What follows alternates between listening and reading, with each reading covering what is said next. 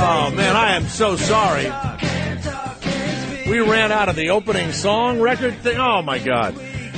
We went to the good song. It's the Jay Thomas Show at Sirius Stars 102 with Julie. The clocks in the hall are incorrect, Sean. I was on my way down here. I was falling in line, you know, keeping track of time. Right. And then Jay pulls me aside. He's right. Like, Let's hey, talk. Let's schmooze. I don't have anything to talk about until about a minute before the coming into the building here. Many people go, but it's not work. No, but it does seem like work, even though it seems like a fun job. I'm in New York City, which is supposed to be a big deal. This show is we've done nothing special this week. No? Nothing special. I haven't heard anything. I'm like, did Jay do anything? And nobody, no? Nothing? I decided just to, act like a normal human being for this week. But anyway, Shuli and I were talking in the hallway there, and you offered me something that I haven't thought about in years and years and years. Why don't you share it with? There's no one out there cares. So go ahead and share it with Sean and Garrett. Okay. Well, I brokered a sweet deal for the Jay Thomas Show. That's right. It's looking like December at Caroline's on Broadway. The Jay Thomas Show will be a comedy show at night, one night in December. Hosted by Jay Thomas himself. At Caroline's. At Caroline's on Broadway. I haven't done that in about 15 years, so I thought I would do the material that I ended with my career. Yeah. Well, as I was saying to Nancy, I'm just going to do the material that last night I didn't get laughs. I'll just do that material. Ready for Reagan jokes, everybody. Well. And then you said there might be an opening for Rodney Lee Conover. Yeah. I was going to headline, and Rodney could go... just so he dies is all I care about. Just so he flops right on the stage like a mackerel. Jay wants to see a bomb. Like a frigging mackerel. Get Rodney on the air. Get Rodney on the phone right now. Let's get Rodney. So you can really get me the hosting job. Then you're the headliner. Here's the great thing about having Rodney and I in the same bill. Right. You will look incredible. You'll be the funniest guy they've ever seen. Right. Do you have a funny woman? No. No funny woman. I've never heard of. No, I'm kidding. Yeah, there was a great-looking funny woman the night that I saw you, and I asked you to get her name so we could have her suggest on a show. Oh, I think I know who you're talking about. She used to be a pageant contestant years ago. She won like a pageant or something, and now she does stand-up. But she was really funny, and she looks like Sarah Silverman in a way. She's been on Comedy Central. I can't think of her name though, but she's a known comic. But she was very good. She is. Yeah, you'd have her on. Do all that stuff. Yeah, there's actually a few funny broads, as I like to call them, in town here that are good. I'll talk to them. Yeah. So we'll put the thing together, and then Sure. and then the that's mine, Sean. Or maybe Madison could just go up and read from her journal. No. Just let her read a page out of her journal. No, we're not going to let Madison read any journals. To whom it may concern. You know what? If she was on stage, we'd be yelling, "Boy, your chin looks funny. Get that chin fixed." So Jay's going to be the only host running back to the audience to heckle the other comics. that's right. Hey, here's a guy I hope does better than he did last week. They're always saying how funny everybody is. Right. Everyone they introduce to the comedy club. What a funny guy. What a hysterical individual. You're going to love this next guy. Yeah. One hand against the other makes a great sound. For your next act. Well, I have a little surprise for you also. Oh, it's Rodney. Rodney, it's Jay. And Shuley, how are you? Hey, Jay. Hey, Shuley. Hey, Rod. Well, listen to this, Rodney. What day is it? It's Thursday. Listen to this. You ready? Go. Hold. Are you standing up? No, I'm sitting. All right. Well, that'll do. The week of the 18th, we're all going to be here in New York, right? Shuley is headlining at Caroline's. He's asked me to host the show. And Shuley, go ahead and tell him. Rodney, I'd like you to do the show with us. Oh, my God. Oh, my God. Oh, my God. Are you ready? Can you do it? Yes, but Jay, you better not fuck up my intro. Well, wait a minute. I usually do your act, so I don't know how we're going to split it up. I don't know. I mean, do you have enough to write for both of us? That's the other question I have for you. I didn't want to say anything on the air, but I knew this would be a problem. Yeah, and you know what? I got to have to see the jokes first because I want to pick like some good ones. Don't leave me with all the stiff stuff, okay? Okay, you can skim off the cream. I'll do the leftovers. All right. Okay. All right. Well, great. Well, thank you, Shuley. Very kind. Not a problem. Louis Veranda. So how many minutes does he have to do? Probably like Your 15, kickback 20. will be in the green room. 15 or 20 minutes he'll do, and then I'll host it like 2 or 3 minutes, talk to people. He'll do like 10 minutes up front, probably. Tell a joke or two, talk to the audience, insult a few people. All right, that's good. Sure. The election will be over, right? Yeah. And Jay, any time that you fail to fill, of course, I'll help you out there. You'll certainly come right out there. You could actually hand me papers. Hand me little papers. If I could only have a computer while I was on stage, Garrett. How about cue cards? Yeah, a little computer, all right? Do you ever hear me go, and you know what else, Doctor? You hear the paper moving. Hey, that's exciting, Shuley. I'm not kidding you. That'll be a lot of fun. Well, Louis over at Caroline's, Louis Veranda, he was very cool, and he suggested it, and so I was just the middleman. So, Rodney, are you going to be practicing? Because that's what they do. The big stars practice. I may bring Billy Tong with me. You may do your Chinese accent. Is that what you're saying? Shuley, you'll be the funniest guy. You better bring that sound effect with you. I may do props. I may just make it easy for you, Shuley. Make it easy. Listen, if any of you are thinking of smashing anything, the deal's off. Okay. Hey, so Rodney, we're going to do that. We'll all be in town, and that's exciting. So we'll do it on the night of the 18th. What night of the week is that? I don't know confirmed yet if it's going to be the 18th, but I know it's going to be that week. So all right, I good. will let you know. Just hope there's not a good ball game on that night because I won't be able to perform. Hey, Shuley, I don't do 2 shows, okay? And you don't work after 11, do you? Just send me the rider. I'll make sure the green room's stocked. No, that isn't going to be a problem. How do we split Rodney's act up so I'm funny too? That's the biggest problem we have. So. Well, I usually do 45 minutes, so you can have the good 15 minutes, and I'll get the crap left over. That's all right. Okay, great. Thank you. All right, Rod. That's good. Thanks. See you guys. See you, buddy. Now, another thing is happening. As you know, my acting career is burgeoning. And what does burgeoning mean, Sean? Burgeoning. I thought it was like a bird virgin. Can you turn the microphone on? There you go. Press a button and on button. There's a mic switch over there. It is. Turn him up, would you, Garrett? Mentally, I turned it on. What does burgeoning mean? That means engorged. No, it doesn't. It doesn't mean engorged. You don't know what it means. You're not supposed to talk about stuff you're up for. Of course, next Tuesday night I'll be on the on Boston Legal. And William Shatner invited me to watch Monday Night Football with him next Monday. Yeah, at his little house. Oh, that's awesome. That's funny, isn't it? That and, is cool. And I said, is George Takei going to be there? They didn't get a laugh at all. Well, there is a YouTube thing, Garrett, about him talking about George Takei that I think you can, if you can run it in here. I asked if it was okay. He said he doesn't care. And I'll try and get him on to talk about it personally, but they're shooting the Boston Legal. George Takei has been saying horrible things about Shatner for 20 years, and he says he doesn't know why. He says he hadn't seen the guy. he's put it in books. He's said it on radio shows, interviews. Yeah, with Howard and the whole deal. Yeah. Didn't he try and make a deal to be on the Howard show, and he wanted too much money, or... I don't know what the exact behind-the-scenes stuff is, but I know the first week that Howard was on, he was here as our announcer, our guest announcer, and the audience was real receptive to it, and Howard and everybody liked it, and, for whatever reasons, the deal wasn't worked out. Could have been his acting schedule. He was on Heroes at the time. Stop. He was just starting to do Heroes. Oh, stop. And, it'd be like if my acting schedule interfered with my radio career. That's total BS. Who knows? Oh, give me a break. You know the truth, though, don't you? I don't. Look at me. Do I look like a guy you're that the they're only giving guy- me information on people? Apparently, he made a point of not inviting you. How do you feel about About that? the wedding. That's about Yeah. Well, the whole thing makes me feel badly. The poor man. There's such a sickness there. It's so patently obvious that there is a psychosis there. I don't know what his original thing about me was. I have no idea. Now, that was Frank Caliento, by the way. No, but he's now saying that what he's doing is he's psychoanalyzing George Takei, and that's always bad, too, Yeah.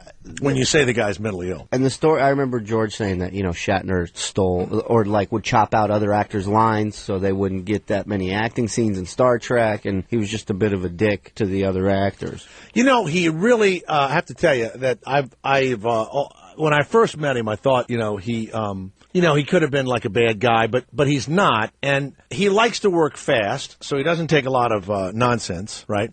But if you're in a show and somebody starts having the lines that you think you ought to have and you're the star of the show, you have the right to say, right. I think maybe I'm the one that ought to say give me one of the, not a Klingon, what was something else that would attack them, Garrett, on Star Trek? What other? Tribbles? What else? There was something else besides Klingons that would attack them, isn't there? You don't know? Spock. You didn't watch? Never. Wow, you would think never you would think Garrett was in the fan club. Right, I'm shocked at that. I hate Star Trek. You're kidding. You were more of a Yeah. Star Wars guy? No, I hate Star Wars too. Who else would Get have out of here. Who else would have attacked? Sean, did you watch Star Trek? Because he's from Canada, that Shatner, I thought it was the Klingons. They were the main ones, I thought. By the way, Sean, is this working? 888-4-102-102? Okay, good. Call us at 888-4-102-102.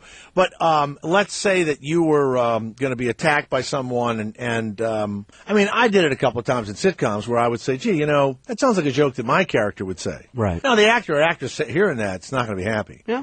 But hell, it's your show. You worked your ass off. You become the guy. Have you ever heard the audio of Shatner yelling at the engineers when he's recording stuff? You ever hear that stuff? No, I've heard. It's legendary. Casey Kasem. Yeah, Shatner has some great ones. Do you have that one too, Garrett? Love to hear that. Now, when you say somebody is a prick or something like that, Yeah. in a business situation, if you're in a bad mood or whatever, and Could be the wrong day, bad day, I guess, and then they're directing you, and you're doing some stupid voiceover.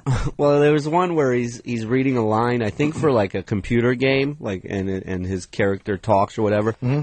And his line is, Thank you. Spock sabotaged the system. And he goes, Spock, sabotage the system. And the engineer goes, could you do that one again? Oh, He it's said, for the show? Yeah, and he's doing something like a CD or some, an audio, and he goes, Spock, sabotage the system. And the engineer says, could you do it again? You said sabotage. It's sabotage. Would you agree with that? Is it sabotage or sabotage? Well, that's called ADR, and I don't exactly know what ADR stands for, but I do it all the time, and it's when the sound is bad. You're adding in your or you're sound. overdoing. Yeah, you're overdubbing. Yeah, right. you're overdubbing something you already did, and so the guy running it usually is he a direct? Yeah, he could be a director. Yeah. So it's not an engineer. It's not like an engineer would say anything to him. So it might have been But he the guy doesn't that yell at the guy, but he's such a mild mannered prick to the guy. It's really, really interesting. He just tells it, you say sabotage, I say sabotage. You're kidding. He doesn't say that, does he? He does. Absolutely he does. I'm telling you. Well, It should be on from YouTube, New Orleans, so. I say strange. There's certain things I can't say, and I'll put the inflection on the wrong word in a sentence because of New Orleans or something like that. That's And understandable. they'll go like this, no, you get in here. And the guy will go, Jay, it's you get in here. Right. So I'll go, okay, you get in here. No, Jay, it's you get in here. And I can't do it. Right. I'll try. And you can see the frustration. So now you're thinking, what difference does it make? Sure. What difference does it make? I'm saying the words. Then you go like this. You get in here. You try everything. You try it all. And you'll go, no. And they get really frustrated. Yeah. You get in here. Oh, I've done it all. Just mangling it. Yeah, you just keep doing it. They drive me completely crazy. What else would they? Charles of Chicago, the Jay Thomas Show. What other? What does burgeoning mean? First of all, Charles, do you have any idea? What does that mean? I do. Burgeoning means growing, like a burgeoning movement. It means to grow. So when he said engorge, he wasn't far from the truth. Just sounds a lot cleaner. Stop it. Engorge means when a woman's when milk is engorged in their nipple when they're given when they're having a baby, and you have to get in there with a kind of a can opener thing. And also, get it out of there. female bodybuilders from being on steroids, they get engorged clitoris. No, they don't. Absolutely, they do. It sticks out I don't think burgeoning is synonymous with engorged, but no. It's close. It just means to grow. For those of you that have just had children and your wife is going to breastfeed, her nipples, her breasts are going to get engorged. It's really painful. You can't touch them. Don't do what I did. What did you do? My wife is the nicest person in the world, and she used to think, not anymore, that I knew what I was talking about.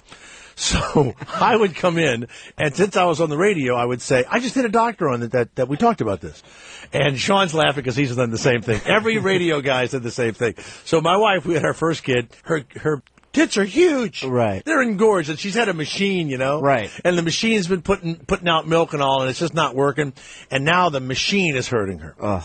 So I said to her, let me help you. She goes, no, don't touch him. Don't touch him. I go, no. I just had a doctor on the other day. I will lightly put my lips onto your nipple around the areola. Right. I will suck. Right. And it'll be like a big wad of like cottage cheese coming out of my mouth. It's like you're getting gas from a Civic. But I will do it. I will do it for you, and I will unengorge your breast. What a trooper. So my wife opens up her shirt, and these two gorgeous things are staring at me, and I lightly put my lips on it, and I go, now don't worry, I'm not going to hurt you. And when I sucked, nothing came out, right? And she goes, you son of a bitch. But you know what? My fear was that some, like, tsunami of breast like a milk fire hose was going to hit me. Yeah. But I actually got her to do that. That's you know, great. I used to do like she would go, oh, I have like a little sore down. Let me see it. I just had a doctor on the other day. This doctor said if you put a thumb in your ass, it would heal your sprained ankle. When I lived in North Carolina, I had a wife that did anything that was New Age. We always had candles going. Crystals. We had it all. We had everything. John Tesh music. And she would go to mind readers, and she had one guy, a woman that she went to, and if you gave the woman something that you carried with you all the time. Right. I had a keychain that had a little not a sapphire. What's that Indian stone? That green turquoise. Yeah. In the middle of it. And she said, something you carry with you, right? So I would always try to disprove these people that she went to. You're skeptic.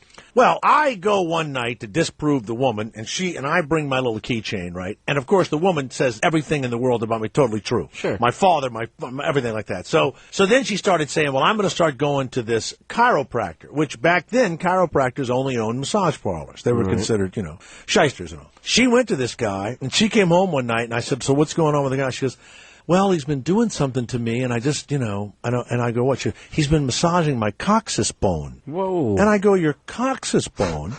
Where's that? And she points to the top of her, like the top of her butt. Mm-hmm. And I go, how does he do that? She goes, he puts his thumb in my butthole, and he rubs it from the inside. Wow. I went berserk. Yeah. And she was gorgeous, like a 22-inch waist and like 35-inch. Sure. Gorgeous. You can imagine what I paid for that. A thumb up your ass, And we got divorced before I could scream at the chiropractor. And then years later, do you know the chiropractor told me that is something that they actually do? Would you look at that? Can you believe it? I don't. I was thinking about going to chiropractic school. Yeah, right. Now my new wife says, oh, my back's killing me. Yeah. They used to call that the Brunswick, that move. I said to her, now Same look, way you pick up a 12-pound ball and I said, rain. where is it hurting? She says, right here. And she points to the coccyx bone. I said, look, you're not going to believe this. But when I was married to Sharon, all right, and my wife says, you're not touching it. I said, let me just rub in between the bone and the bunghole, and I'm going to use some hot lotion. Well, before she was cured, I came twice. But it worked. What else, Charles? When you watched Star Trek, what were other villains beside the Klingons? What else did they have? Well, I understood from your call screener that you guys already got the Romulans. Those were the two principal foes to the Federation, but they fought... No, we didn't have Romulans, and nobody said that. Oh, okay. Well, he said, well, then I'm going to... Sean, did you say Romulans? That's what your call screener said that you guys already had, so I was just going to let the you know call that screener, that's the executive producer, Sean Kelly. And he's doing a hell of a good job, although he was misleading with respect to the Romulans.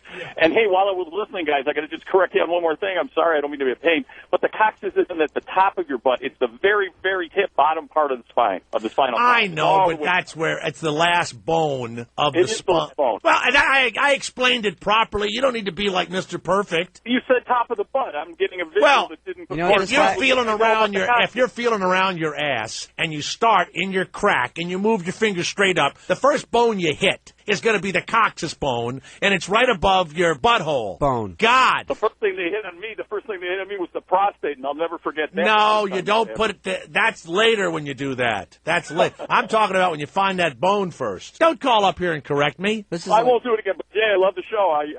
You know what? You don't sound like it. You think I think you love the show now after that kind of thing? Sounds like call up. Sounds like you love correcting the show. That's right. You like listen to this show because you're a know-it-all and you think we're stupid. Well, we're not, sir. I just got out of court I was in court all day. Just got out of court. You're a lawyer. You're trying to scare us now. No, you're not a lawyer. You're not a lawyer. You're not a lawyer. Oh, you're a judge. No, you were. You know what? You were up for something, weren't you?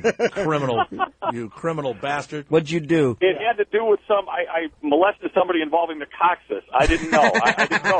Was that wrong? Was that I shouldn't? When you start throwing my lines back at me, it's time for me to say that's it for you. It's the Jay Thomas Show with Shuley at Sirius Stars 102. Normally I take my broom when I travel during the Halloween season due to all that mortal traffic. But this year it's broken. So I've turned my toad into a station wagon. Traffic is always an asshole. That's why when I do drive, I listen to Sirius First Traffic and Weather. They cover the 20 most congested cities in the country. Sirius First Traffic and Weather. Channels 148 to 158. And remember, be mindful of all the little goblins and ghosts running about the streets. Sirius wants you to have a safe and happy Halloween. Drive on, Toad. Looking to make some cash on unwanted jewelry? Turn to Cash for Gold. That's cash, the number 4, gold. To turn that unwanted gold, silver, and platinum jewelry into cold hard cash. Cash for Gold is a direct refiner of precious metals, which means there's no middleman and you collect more money. Cash for Gold is America's #1 gold buyer with millions of dollars paid out to thousands of satisfied customers. The process is easy. Request a refiner's return pack. Place your unwanted gold or jewelry in the pack. Send back to Cash for Gold, and they'll send cash within 24 hours of receipt at their facility. The refiner's return pack is absolutely free and insured. Call 1-800-935-4779 or go to cashforgold.com. That's cash, the number 4, gold.com. For the highest payouts on your unwanted gold, silver, or platinum, call now. That's 1-800-935-4779 or cashforgold.com. Is the IRS ruining your life? Are you afraid of losing everything? You can end the despair you feel right now. Get ready to write down an important phone number you're going to need to help solve your IRS nightmare. That number is 800-499-0737. Hello, I'm John Harris, president of J.K. Harris & Company, the nation's largest tax representation firm. IRS problems have a way of ruining every aspect of your life if you let them. They don't go away on their own. The IRS can attach your wages, your pension, your savings, even your Social Security check.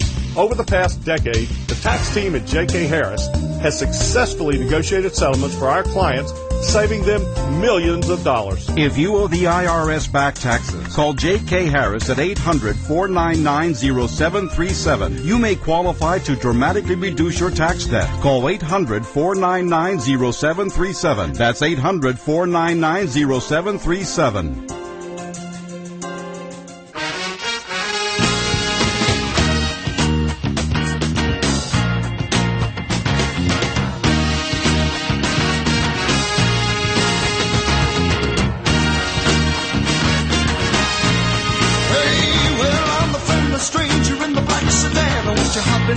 America. I got pictures that tell me I'm a lovable man, and I can take you to the nearest star. I'm your vehicle, baby.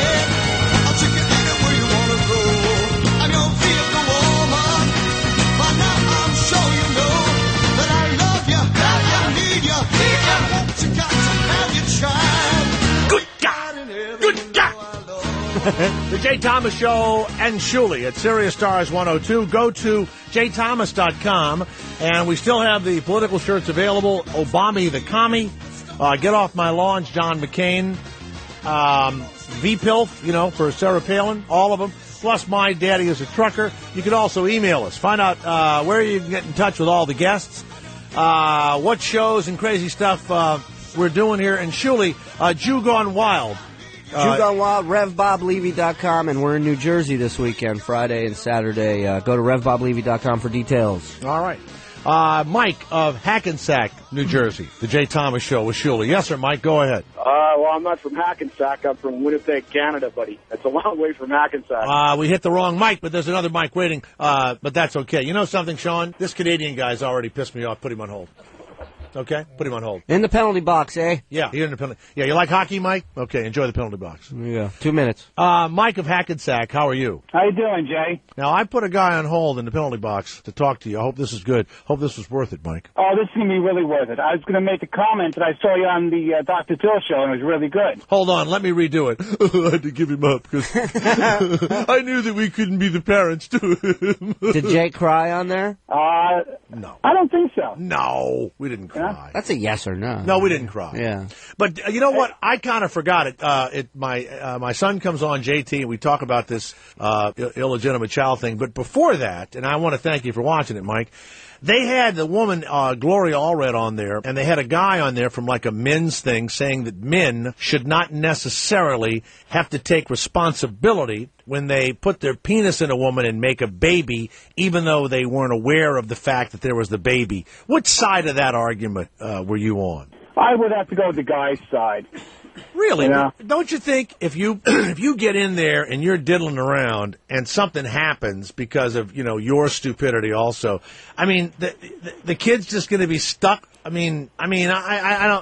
side not with the woman. I side with the state. I mean it's like you did it too, right? Well, I kind of think that if she doesn't want to have children, and she's using the protection, and it's talked about it ahead of time, right? But when you met a woman in a bar, you roll home drunk, and you start climbing aboard all of that. I mean, that's a different story. Well, who sits down and has a talk about it? Well, but there's a perfectly way to avoid all of this, and that's called giving her the wrong number, and she'll never reach you, and that's that. They can find you. Off into the sunset. They found all of these guys. And did you see the guy who was representing the men's case? He was like balding and about in his 60s, but he had a ponytail. When you're bald with a ponytail, it's odd to me. Yeah. And I looked at the guy and I thought, who would want to lay this guy? He looked like a guy angry at women anyway. Right. He doesn't have a look, and he's like barely hanging on to something. It's the only hair left. Mike, have you knocked anybody up that you were kind of stuck with the kid? No, but I had an incident where one time, many years ago, the rubber broke and we had to wait 30 days biting our nails. You just waited 30 days because the rubber broke? What? Yep. Well, you never know. And we broke up about halfway between there. Oh, you broke up halfway in. Now, while you were waiting to find out, did you have sex in between there, waiting to? No. Did you ever think at like day 6 to just get a pregnancy test? No. Well, she didn't think about it. She was kind of young. Oh, wow. Hey, so Jay, did this happen? So you were also looking at 10 to 20, also. Right. Weren't Did this happen in the ice cream truck or by it? Were you actually inside the YWCA, or did you meet him, out back? No, I was out back. I see. Did you go into the elementary school yard, or did you wait for them a block away? No, she was like 20, 21. And how old were you? I was like 25, 26. Now, what happened to her? What happened to her? I found that she was kind of messed up in the brain. and that's one of the reasons why we stopped seeing each other. She was psychotic. Not psychotic, but she was kind of messed up a little bit. She had to be an incredible piece of ass. No, not really. Really? No. Most of the time. Now, this flies... George Clooney over here on the phone. This flies in our face, Shuley, of crazy woman great in bed. Well, flies in our face. You didn't say you didn't ask if she was great in bed. Was she great in bed? No. What the hell? No, she was the kind who was this like a one-night stand? No, he dated her. her. Dated her. No, she was the kind who, she kind of dictated stuff. Oh, the lights got to be off. That one. I hate that when the lights be off. Yeah. We got a word for that. Did she tell you had to kiss her first, too? Did she do that one?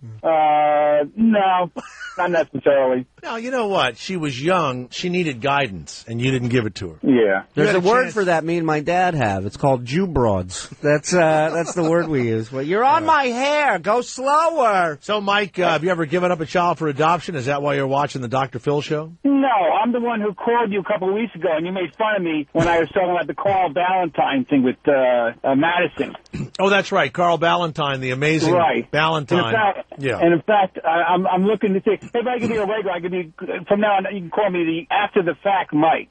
After the fact, Mike. Okay. All right, we're making a note of that. Mike, look, I'm sorry that I made fun of you, and now you're back, and you went out of your way. That's okay. What? You don't have a job? You have time to watch the Dr. Phil show? No, you know what? No, I have satellite radio, and I work night crew. Oh. And I listen to your replay every night between 12 and 3. And so, how did I look on the Dr. Phil show? I don't watch myself on TV. How did I look? You look like you gained about 10 pounds since Cheers. That's the camera, though. I gained 10 pounds since Cheers. All right. Hey, Jay, since Shuley's there, yeah, I wanted to make a comment. I want to say, you know what? What? Compared to Howard Stern's, if I had a choice, I'd put your show on first. Me too. You know? Yeah, I would too. You know, in fact, okay, like I said, I wanted to, I have all this information that doesn't get me any money. For example, you talked about a couple of days ago about the Obama, rednecks from Obama. Yes. If you play back that guy, did you ever meet Jerry Reed? Jerry Reed, the singer who just died? This is like a game of Twister. Yeah. Right, well, he exactly sounds like that. If you play it back at your own convenience, he sounds like Jerry Reed from, like, Smoking the Bandit. So you're sitting... We're on Jerry Reed? The guy sounds like Jerry. So you're sitting all night... You remember Al Capone, at Jay? this job, and you're listening to the replay, and you just have a lot of time to kind of... You know Jack Ruby. Think about I'm working. That's right. I got you. Jay, about the T-shirts. You know Jack Ruby, right? Well, you're going to love our next guest in a couple of minutes. All right? Jerry Reed. Because he's made a figure of John McCain dressed in a Ku Klux Klan robe chasing Barack Obama. So we'll talk to him. Thank you, Mike of Hackensack, New Jersey. Let's go to Mike of Winnipeg. Mike, I made a big mistake. I should have talked to you, Mike. Yeah. I'm sorry, Mike. I shouldn't have put you in the penalty box. You're out the box, buddy. Yes, Mike, go ahead. Hey, Jay, you had that woman on yesterday that had that anti-piss bottle campaign going there. Yeah, we had the anti-piss bottle lady on yesterday, Mrs. Grunt, Kareen Grunt, who Richard from Alabama decided to call and ask all sorts of... That's why Rodney wanted to switch days with me. Yeah. You had the clutch guest on Wednesday. Son of a bitch. You know what Howard's doing? He's at home going, damn it, I should have had her. How did we miss that? How did we not get her? Go ahead, Mike in Winnipeg. Yes, I'll never forget her. I got to tell you, I've been driving truck for 25 years now, and I was listening to that, and it's a problem that's been going on for a few years. But, you know, when I meet, my wife has an executive position at a company that she works at, and as a result of that, we got to go to a lot of dinners and stuff like that. And when I'm at home, I go with her, obviously. I get all dressed up and cleaned up and go to these things with her. And when people ask me what I do for a living, it's at the point now where I'm almost embarrassed to tell them what I do for a living. Because your wife is this big deal executive, and when you say you're a cross-country truck driver, you feel less than these coat and tie people that you're having dinner with. I mean, it could be worse. You could say when people go, what do you do for a living? I throw bottles of piss out of a moving truck. It's not like you're saying that. You're just saying you're a truck driver. How do you think Shuley's girlfriend feels? She has an executive position. She's an attorney or something. Sure. And she has to introduce this ugly little bald-headed guy who's a comedian. He sits in a thing called the ha-ha chair. Fucking loser. So go ahead, Mike. So you're embarrassed. And your wife, does she build your ego up and tell you that, no, you are, even though you seem lower than they are in your own mind, you're a wonderful person and all that stuff? No, I mean, I don't feel like I'm lower than they are as well, you are, Mike. I want to be honest with you. None of them have ever thrown bottles of piss out of their cars. You're not sitting in some executive chair filling a bottle of piss and throwing it, telling the secretary, hey, Jeanette, can you empty this for me? Yeah. And bump that meeting up to 3? Yeah. Move the meeting to 3 o'clock. I'm going to throw some piss in the meeting also. And I want to wait till my bladder fills. It's just that, like, when I first started doing this for a living, it used to be something to be proud of. And now that, as the years have gone on and some of the older guys have died off that have been doing this, you've got a bunch You mean the trucking industry, because of attrition, people died, that now a worse group of individuals, the woman yesterday, a lot of guys said that it's because the American truckers are well over 400 pounds, and many of them are so lazy they pull into the truck stop itself and just, even though they can run to the bathroom, throw the piss bottle out right there in the truck stop. Wait till they start flinging shit like monkeys. Oh, they had that Oh, too. jeez. And we have monkeys on today also. But yeah, so Mike, you think it's a new breed of kind of like low rent people They're giving you guys a bad name. that the have good taken ones. over the trucking industry. Yeah, like, it's got nothing to do with whether a guy's American or Canadian, because, it's all the same. But, there's just, like, years ago, it used to be hard to get into this business. Now they'll take any fucking moron with a heartbeat and a Class 1 license, and some of these guys, they just, I don't know how they were raised or whatever, but they just don't have any pride in themselves, obviously, and it makes the rest of us look bad, and that's why I'm embarrassed to tell people that I drive a truck, because they figure I'm one of these fucking assholes that throw piss bottles around, and I'm not. Well, here's what you can do. You can use a euphemism for your job. See, when people will ask you what you do, you say, I'm an independent contractor. Ooh, nice. And then they'll say, and in what? And you go, in the trucking industry. Or you don't even have to say that. You could just say import-export. That's a good one. Import-export. Well, they think you're a drug dealer then. Yeah, but at least they don't think you're throwing piss out of a car. I never met one guy that said import-export that I didn't think was a drug dealer. Of course. Never. Of course. That's the move. You always figure that the little vase is filled with pot. Yeah. Well, now that I think of it, I think I'll just go with International Man of Mystery or something like that. No, Sean Kelly, what name would you give him? That's your job, Sean. What name would you give him? I would call myself a material expediter. There you go. You're a material expediter. See, good. Sean's wife is a big executive. She's a big executive. Sean's job, people call him the phone page and all that. He's the executive producer of the Jay Thomas Show. I answer the phones. When you lay that out on him, what kind of response do you get when you're with your wife, you're at a dinner party, and your wife has this big muckety-muck job, and they go, and Sean, what do you do? What do you say? I say, I'm the producer of a talk radio show. And they say, really? And what do you do? And I say, I make the sandwiches. No, you don't. And then when you say, I produce the Jay Thomas Show at Sirius Satellite, that actually sounds like a big deal. It does. And then they say, who's that? I know. That's the next one. I understand. And I say, you remember Cheers and Murphy Brown? I do all that. Oh, that guy. I hate that. It's always that guy. Bring up the 20-year-old crap. Yeah. By the way, when I'm up at Caroline's, I got to bring up the 20-year-old crap. Right. Gee whiz. All right, Mike, we figured out you're a material expediter, but I like in the trucking industry. I like that term. Or just get right on the side of your rig, I don't throw piss out of my window. There you go. I'm one of the good ones. Get a magnetic sign that says that. I knew I could count on you guys. I don't think the executives have any idea that truckers throw piss out of the truck. Well, I hope so. I mean, when I talk to these people, I know how to act around and out in public. I don't swear. I try to present myself the best way I can, and hopefully they'll. What do you do when you have a couple of cocktails in you? How's that? Has that thing changed for you? Pardon me? I mean, the executives that your wife hangs out with, they're boring, aren't they? Well, yeah. A lot of them are. Yeah, they're boring. Your life is 10 times more fun. You have more exciting things to talk about, and yet you feel less than these idiots that your wife has to work with. And your wife chose you. How long have you been with your wife? 6 years. You can outscrew every one of those executives. Oh, yeah. Absolutely. Oh, yeah. Absolutely. You play for the real team, the Are man you team, kidding? called the Pounders, buddy. You put her goddamn head in the wall, and God bless you for it. You let them sit on their callous testicles for 18, 20 hours in a row. Good for you. And you try. Their little soft testicles are nothing compared to yours. This guy, though, he does bring up a good point. The piss thing has gotten out of control. Now I saw a bumper sticker on a semi that said, "How's my piss throat?" throwing. Call 1-800.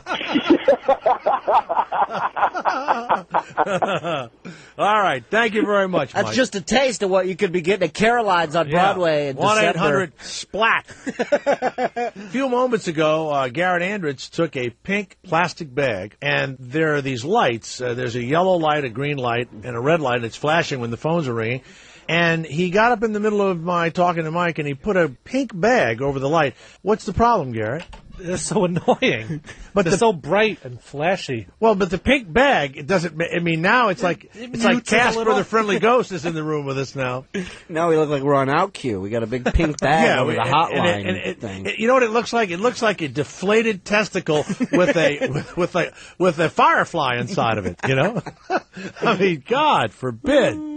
All right, Larry Flint is on line 3. Yes, Larry, it's the Jay Thomas Show. How are you, Larry? Oh, Jay, sure. How you doing? Good, Larry. Yeah. That's actually Garrett's spit bag. He throws that out the window and it's filled with drool. It's a pink Garrett spit bag.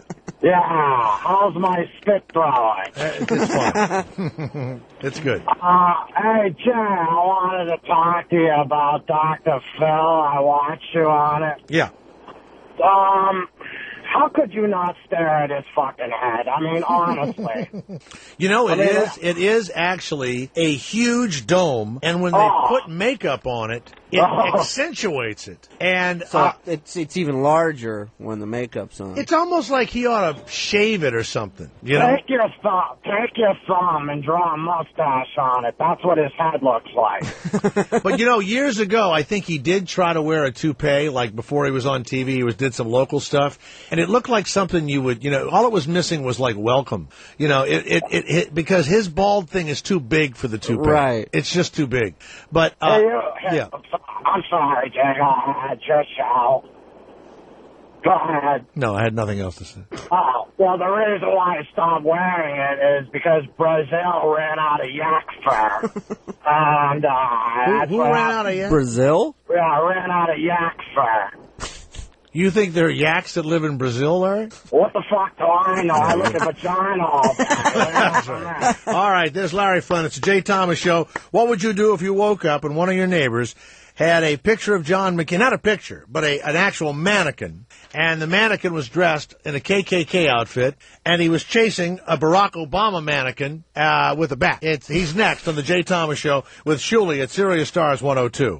America is the greatest force for good in the history of the world. Senator McCain and I do agree. This is the greatest nation on earth. You've heard the candidates battle and fight their way through the debates. Senator Obama has never taken on the leaders of his party on a single issue. Senator McCain voted for 4 out of 5 of those George Bush budgets. They've had their time. Now it's yours. Join us on the road to the White House. Patriot 144, Left 146, and Indie Talk Sirius 110. Politics from every point of view. Only on Sirius. This is Jenna Jameson. The Best of XM is available now. Hear the PGA Tour Network giving you complete coverage of the PGA Tour, including weekly play-by-play of the biggest tournament, the Masters, the U.S. Open, and the British Open. Play-by-play coverage of NBA and college sports, including ACC, Big Ten, Big 12, Big East, Pac-10, and SEC. Plus, you'll get every race from the Indy Racing League, including the Indy 500. You'll also get NHL Home Ice, the world's first 24/7 hockey radio channel. Also, some of the most respected names in public broadcasting, including the award-winning Bob Edwards. The Best of XM also includes Oprah's exclusive 24/7 channel, Oprah and Friends. Wake up every morning to Opie and Anthony, completely uncensored with replays throughout the day and weekend. The Best of XM is available now. Call 888-7-BEST-XM. That's 888-723-7896. Or go to Sirius.com. Available to U.S. subscribers only. You ever have one of those days where everything goes right? First, I get the best parking space at work. Tonight, I have a date with the very lovely Rachel. And today, I gave a killer presentation in Sydney, finalized a contract in London, and demoed our new product in Boston. Online, from my desk with WebEx. WebEx lets me take meetings and give presentations from my desk. I just talk to clients on the phone, and they watch what's happening on my desktop from their desktop, so I can travel the world and still be here for my date tonight with Rachel. Travel less, meet online. Go to WebEx.com and try WebEx free. Just click the radio graphic and enter promo code 400 to get a free trial and a free webcam, too. Remember that code, 400, to qualify for the free webcam. WebEx, now part of Cisco, and used by more than 5.5 million people every month. Give it a try. Free. Go to WebEx.com and enter the promo code 400. WEBEX.com. Free webcams available while supplies last. Terms and restrictions apply. See website for details. It's time for a change. O-B-A-M-A, Obama. O-B-A-M-A, Obama. Right now. O-B-A-M-A, Obama. O-B-A-M-A. Who sings this, Garrett? Zigaboo Modeliste. Turn it up. Zigaboo Modeliste. I think that's a hate crime, what you just said. Zigaboo Modeliste. I went to dinner with a right-wing friend of mine, a doctor, and he and my wife almost came to blows at the dinner table last night, arguing about this election. And I was separating them, and he said, do you remember the last time we went out to dinner 4 years ago? A guy and I are in Greenwich, Connecticut, and he said after he and I, that we had to be separated. I don't remember it. We had 5 bottles of wine. Right. And he said he went back to that restaurant, and the maitre d' saved the 5 bottles of wine as a tribute to the night that there was almost a fist fight in this 5-star Italian restaurant. Yeah. So it is a very volatile time in the country. And there are a lot of signs out there. There are a lot of commercials. We talked about Family Guy. They did an episode back to Poland 1939. They showed some of the Nazis wearing McCain-Palin stickers. There's been, they don't know why Fox allowed that to happen. And we've been looking around for people making statements. Let's welcome Ron Havens from Catherine, New York. Ron, welcome to the show. How are you? How you doing? Everybody thinks it's Catherine, don't they? Pardon? It's Catherine, yeah. It's between Elmira and Ithaca. Is it Catherine or Catherine? Catherine. Catherine. Right. So you look like you look like Nick Nolte, don't you? Yeah, some people have said that before. You see him, Shuley? Shuley's here with us from Howard. I'm a big Howard Stern fan. I listened to him when he was in Rochester before he went on satellite. Oh, cool. Well, now you're with me, Jay Thomas here. They call me Junior Howard. Yeah, you're great. I listen to you off and on between Bubba and Howard and you, and you're just as good as the rest of them. Well, there you go. You know what? This interview is going to be just fine. You know what? I was going to turn on you, and then, of course, you complimented me, and now I have to be nice to you. Hey, just to change the subject for a minute, you were talking about truckers. I'm a trucker, and you got to remember one thing, that it's the only profession they write songs about. That's what I tell people. Well, let me think now. What other profession do they write? The only other song I can think of is if I was a carpenter. That's about the only song. But truckers are the only profession they actually write and sing songs about. What do you mean, like Breaker? That's what other songs do they have? Well, the country guy. George Thorogood had a song, Gear Jammer, and there's a million truck driving songs if you listen to country Grateful Dead. Trucking, Grateful Dead. Yeah. Gear Jammer. I'd love to hear Gear Jammer. Yeah, that was my nickname in high school, by the way. Gear Jammer, everybody. Gear Jammer's here. Hide the booze. We're going to talk to Ron Havens about his John McCain Ku Klux Klan mannequin chasing the Barack Obama mannequin around the lovely town of Catherine, New York. But let's listen to George Thorogood. Gear Jammer. Gear Jammer. Yeah. Running my ring around 95. Rocking and rolling in an overdrive. We're going to come back with Ron Havens. I like this song. This song's better than the interview. I can tell you that right now. There you are. It's the Jay Thomas Show at Sirius Stars 102. Play it, Garrett.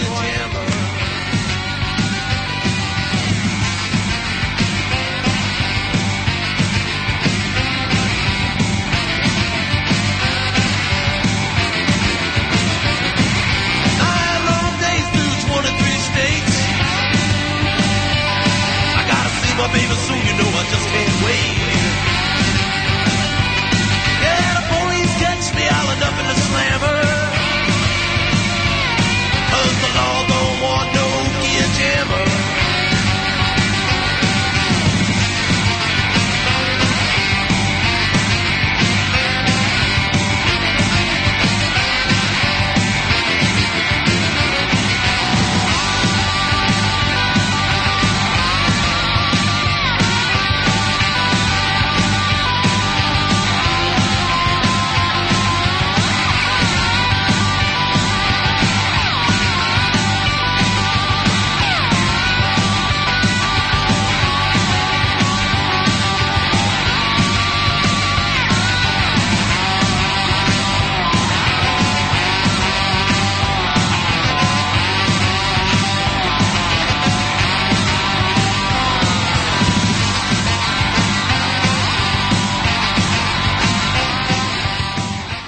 The ultimate concert party is on Sirius. Jimmy Buffett Live on Radio Margaritaville. This party is not done yet. All right. And the concert comes to you commercial-free and uninterrupted. This Saturday night, it's the final night on the Year of Still Here tour, all without leaving your Sirius radio. The pre-concert tailgate party starts at 10:30 p.m. Eastern, followed by Jimmy Buffett live on stage, exclusively on Sirius 31 Radio Margaritaville. What if I told you that you could put up a brand new building and save up to half the cost and up to half the time as similar conventional construction? It probably sounds too good to be true. Well, just by picking up the phone, I can prove it to you. If you need retail, office, or warehouse space, or if your church or school wants to expand and save money, you need General Steel. Call today, and we'll prove to you that your new building can go up in about half the time, and you'll save up to half the cost. Dial 1-800-557-1371. We'll help you customize your building. You choose the size. You can even add the look of brick, stucco, or stone to achieve the look you want. If you still think this sounds too good to be true, then pick up the phone and call. The information is free when you call 1-800-557-1371. Call General Steel and find out how you can put up a brand new building in about half the time and save up to half the cost of similar conventional construction. Call now. 1-800-557-1371. 1-800-557-1371. When it comes to helping people and communities thrive,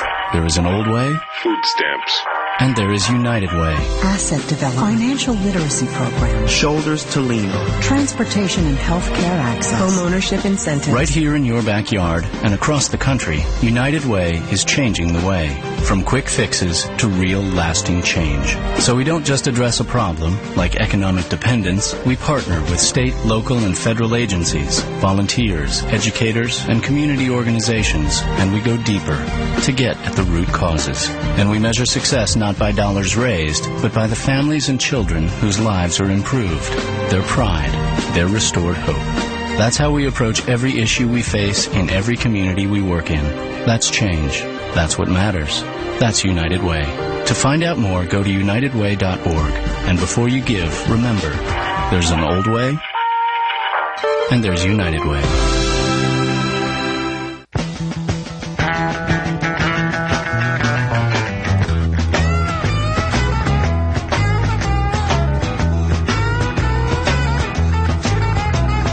Trucking, got my chips cashed in, keep trucking. Like the Jay Thomas Show from New York with Shuley. Madison just stepped into the studios. Sean Kelly is at the telephone controls, but he is the executive producer of the show. And, of course, Garrett Andrews is the technical, musical, whatever. We were talking to Ron Havens of Catherine, New York. Now, you're a big trucker and all that. You don't seem like the kind of guy that would be voting for Barack Obama. I vote for Nader every year. I was just sticking up for Barack. You're a Ralph Nader guy? Yes. Yeah, there's no difference between the parties. They're all run by big money, so you're fooling yourself if you think there's any difference. I'm with you on that, Ron. Can I ask a question, please? Yeah.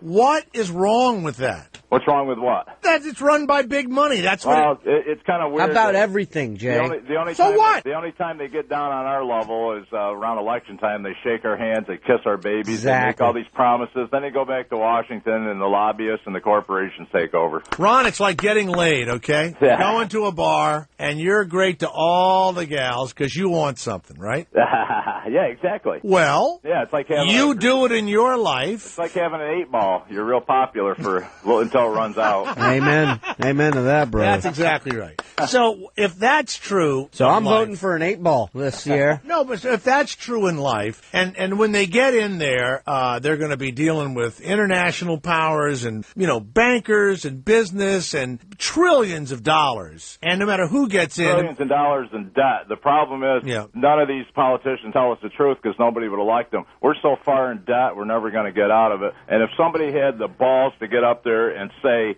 what our problems really were, and we're going to have to make a lot of cuts, and we're going to have to raise taxes to get out of this hole, nobody would vote for him. Well, if we elected Ralph Nader, we'd be back driving Corvairs again. Everybody brings up the Corvair. Yeah, right. When he was trying to put seatbelts in cars, the auto industry was saying they couldn't afford to put seatbelts in, and they didn't like the idea that seatbelts would make their product look like it might be unsafe. Well, wouldn't want that perception. Now, I read read something, I'm sure you can find it on the internet, that Ralph Nader got 125 things that we deal with on a daily basis, safety things. Right. Or something. And some of them are more obscure than others. Right. But, Sean, am I mistaken that the Bush administration reneged on 65 of them or some huge number in the workplace? Or have you heard of that? The Chamber of Commerce and the Republicans, conservatives have no use for workers' rights or safety. You know, their buddies are the companies. Do you ever want to just ram your truck into a building? You ever want to just aim it at something and ram it into a building? Well, I like that guy said he's kind of ashamed. I tell you, I get the opposite response. I think people are scared of you, and they realize you. I was a welder for 15 years. That you get in with people that wear suits all day, and I think they're in awe of you because you're kind of scary and you're blue collar, and you're like I don't want to stereotype, but you're like a man. That's right. You don't pull any punches here. You're exactly right. You're like a man. You're a big, rough man. My son, my almost 18-year-old son, came to us the other day, straight A student. I've talked about him. He's got the guns. He relaxes by wearing a 6-gun around the house, a cowboy outfit. Since he's a little boy. That's not normal. No, it's completely unnormal. Right. Well, I tell you, I live in redneck land, and That's how he relaxes. If you're not, I don't understand why everybody is so fearful. They got to have a gun, and the only thing I can figure out is they can't defend themselves any other way. So no, he just likes guns. He's not. Some people they like the power. I think. No, but he likes the way they work. He likes to shoot them. He likes to look at them. Yeah, there's nothing wrong with that. He announced the other day, I don't want to go to college, and I said, what do you want to do? I want to be a gunsmith and a blacksmith. That's what he announced. He's in your kitchen dressed like Custer and tells you, I don't want to go to college. That's right. I want to be a gunsmith and a blacksmith. I would grab that gun and hit him over the head with it. No, what are you going to say? I said, look, and I said, that's a very... You look like Custer. Get your fucking head out of your ass. It's a manly profession. It's a terrible time in life. You have to decide what you're going to do for the rest of your life, and, most kids don't have no idea. Well, you don't have to decide... You got two choices. Do what you think you might want to do the rest of your life, or do something that might make you money. You know how we decided to let him do what he wanted to do? Oh, there's not much you can do. When he pulled the pistol on his mother and I, we said, you know what? Once they get to a certain age, they're kind of out of your control. Well, but I looked at him and I said, that is he dresses like the metrosexual. He's got all the clothes and all that, and yet he can shoot the gun. And I said, you know what? People are going to, when you say that you're a gunsmith or a blacksmith, they're going to look at you a lot differently than if you are an investment banker or a doctor or a lawyer or whatever. And I said, maybe you'll go on and do that, but we're now looking at these things. And so the first word that came to my head, what a manly profession, and you never hear of kids doing something that you think it's manly. No, most people sell their soul. They want to make a lot of money. That's right. So they're going to spend the rest of their life doing stuff they don't really like to do, So. Right. Now you were a welder, then you became a trucker. I worked in a steel mill in Buffalo, too, but our economy, the only thing we make anymore in this country are movies and war, so we don't make anything in this country. So I've been slowly, going down the ladder, steel mill, welder, now truck driver. And Now, why would you make a Ku Klux Klan? Well, I tell you what. Well, let's describe it first. It's kind of old news now because McCain and Palin are going after Obama as a socialist and a communist. But at the rallies a couple weeks ago, they were stirring the crowds up so bad. I don't know if you follow the news, but every time they mention Obama's name, people were yelling "kill him" and yelling "terrorist." And I was going, "Holy shit!" That's a little bit over the top. So that was my response to what they were doing. And it goes back to when they swift voted John Kerry. Rove and Bush and Cheney all did everything they could to get out of going to Vietnam. Here's a guy that went to Vietnam, volunteered, came back with a couple of Purple Hearts, and they painted him as unpatriotic. They swift voted him, and that pissed me off too. So you felt sorry for McCain, and now you feel even sorrier. Now I want to go over something though. You're a big manly man, right? Now, wait a minute. Yeah, well, Hold on. Let me ask you a couple of questions. I I don't want to hear all the political stuff. I could care less. Okay. I'm interested in the fact that you went out and got 2 mannequins. Oh, I've been doing this for years. A couple years ago, I had the Wizard of Oz in my yard. It was Bush as the scarecrow with no brain. Cheney was the Tin Man with no heart. Rumsfeld was the Cowardly Lion. And, of course, Condoleezza Rice was Dorothy. That was a big hit. That was a big hit. Now, so this one, you've got John McCain.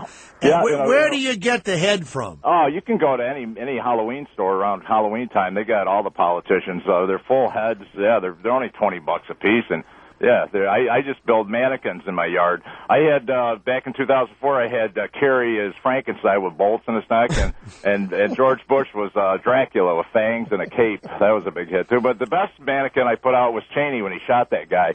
I had a Cheney in a hunting outfit with a guy laying on the ground next to him. There's a bunch of empty beer cans around Cheney's feet. and where I live, it's really conservative, and they were really say, why do they have all the empty beer cans around Cheney? I said, he was drunk, wasn't he? And they said, oh, you don't know that. And I said, well, how many people could shoot a guy, and when the cops show up, they come back tomorrow. He'll talk to you tomorrow. I mean, how many people could do it? Why didn't he talk to the cops right then and there? You're right. He was drunk. You're right. Absolutely. Now, when you do this, it doesn't have to be Halloween.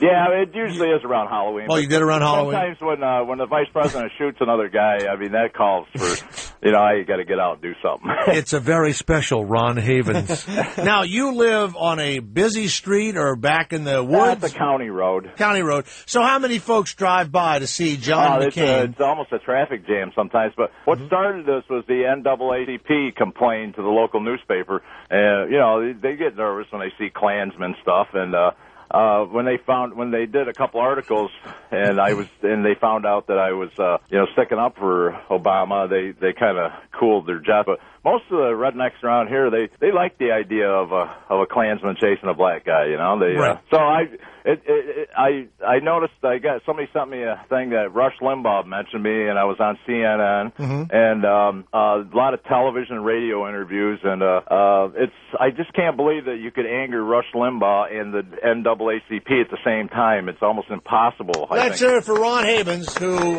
somehow confused Rush Limbaugh and the NAACP. Yeah, I mean, how could you piss both of those people off? Well, we couldn't be prouder of you. I can tell you right. Yeah. Sean, we need to send him a Jay Thomas Show hat or any of the T-shirts you would like, Ron. We have Get Off My Lawns. We have Get Off My Daughters with Sarah Palin. We have V-Pilf. We have Obama the Commie and Abomination. Anyone you would like. I don't care. Okay. All right. Well, Sean Kelly will choose a nice one. I do political cartoons. The dummies are kind of an extension. I've been trying to start a career in political cartoons.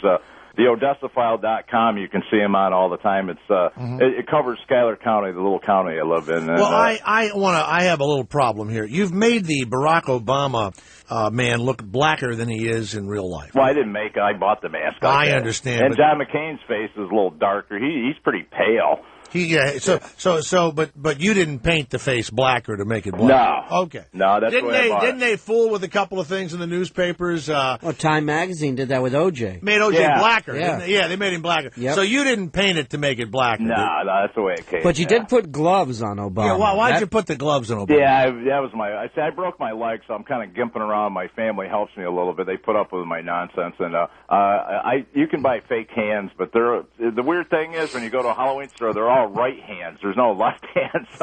So my wife just put a pair of gloves on there. They look darker. Yeah. How'd you break your leg there? I wish I could say it was a bar fight or a motorcycle accident, but I just fell down. Stupid. All right. You mean you were just walking around, you fell down? Yeah. Did you tell the cops you'd talk to them tomorrow about it? Did you do that? All right. Yeah, I was talking to a couple of my friends when it happened, Richard and Sal and Baba Booey. And, Now, I mean this. You are absolutely interested in the well-being of the country. You are as much a patriot and a citizen as anyone. You're outspoken. I think so, yeah. All right, hold on. Why wouldn't you begin by running for something in your I ran for town council, but like I said, I've been an anomaly. I've always worked in the blue-collar world. I went to... Well, what happened? I went to the University of Buffalo, and I'm a liberal, and I just worked with rednecks. And what happened? Any votes at all? Yeah, I got more votes than I thought, but I think I'm kind of scary to people. Liberals are really scary to people where I live. There's more cows than there are people around here. So what's scary? this is. I think liberals are scary because everybody toes the line. You pretty much get your political and religious affiliations from your parents. So if you're raised by rednecks, most likely you're going to be a redneck. What about getting the cows to vote? Yeah, that's any right. Progress on used that? To do years ago in Texas, the dead cows. Not even live cows; they get dead cows. Well, Ron Havens, give us that website again where people can go see your artwork. Yeah, I'll make a deal with any media outfit. I send my political cartoons to all the outlets, and I get nothing but rejection letters, which is to be expected. But I'll make a deal. I'll quit making yard displays if somebody gives me a job. It's theodessafile.com, and my cartoons are on there all the time, and they're slanted to the left, So you ought to have a little jockey guy painted like John McCain. But I tell you what, you see him around the countryside, Oh, you do. I'm from the South. Absolutely, still see him. Yeah. And you should also make a little garden gnome that looks like Ralph Nader. You like Ralph Nader so damn much. He looks like a gnome. I agree. Yeah, all right. I was saying that the other day that you had Barack Obama had canceled on, I think, Saturday Night Live, and then you had McCain had canceled on Letterman, and then we read that poor Nader had to cancel on Monk. So I guess that's the joke I had.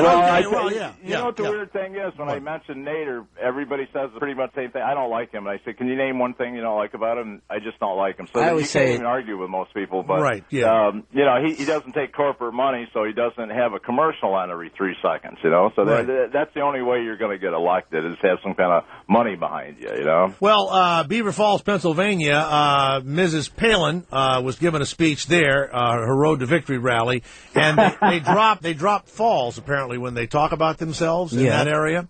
They do what? They drop the word falls, and so the headline was, Palin the whole rally in Beaver. That was the big headline, so they're going to show that all over the place. It's weird. We just found out that she, her clothing and makeup and hair is coming to like $150,000. And that doesn't bother me. Well, she's always painting herself as small town values. Yeah, well, they got to spend that kind of money to make you look perfect. I mean, come on. Now, let me ask you a question. She's frightening to me, boy, I tell you. Let me ask you a question. Yeah. The Associated Press, CNN, Times, and Gallup all have the vote very close. They've got Barack Obama. I tell you what. Well, wait a minute. Let me finish the friggin' question. Okay. You're worse than me. You're a worse interviewer than I am. I thought that was impossible. So they've got it 45 to 43 or 45 to 44. Yeah. But Fox News has Barack Obama winning by 10 points. You only have like 45 seconds. Do you think that that's the Republicans trying to get the vote out? I'll tell you what I think. I think that most white people, when they're given a poll, they say they'll vote for a black guy, but when they get in that booth and pull the curtain, their hands are going to be trembling. I think McCain's going to win. Or in your case, pull the sheet. All right. Thanks, man. That's Ron Havens. Go to Catherine, New York City. He's not New York, New York State. He's got the McCain KKK guy chasing the Obama guy. Thank you, Ron. Good luck. Ron? They got him. He's on something, that guy. He's like flipping out. It's Sirius Stars 102. Just hung up on us, just like that. Couldn't stop him from talking. Then he hangs up. Had a story about everything. Yeah. The wait is over. Astronaut in front of Ovechkin. Fires and scores! The Detroit Red Wings win the Stanley Cup! NHL games are back on Sirius. With games nightly on the best of XM on Sirius. And if that's not enough hockey for you, tune in to NHL Home Ice Sirius 208, where they're talking pucks 24/7. Sidney Crosby makes it 4-2. Go to Sirius.com for game times and channel listings. NHL games are back on Sirius. Oh, slap me, silly Sidney! The best stuff ever. Brought to you by Radio Shack. I desperately need a new wireless phone, so this helpful Radio Shack associate showed me the Samsung Instinct from Sprint, which has a touchscreen, high-speed web browsing, and live TV, so my girlfriend can watch her See Which Girl Gets to Marry a Rich Guy show, while I follow my favorite teams on my phone, so I get a little me time mixed in with our we time.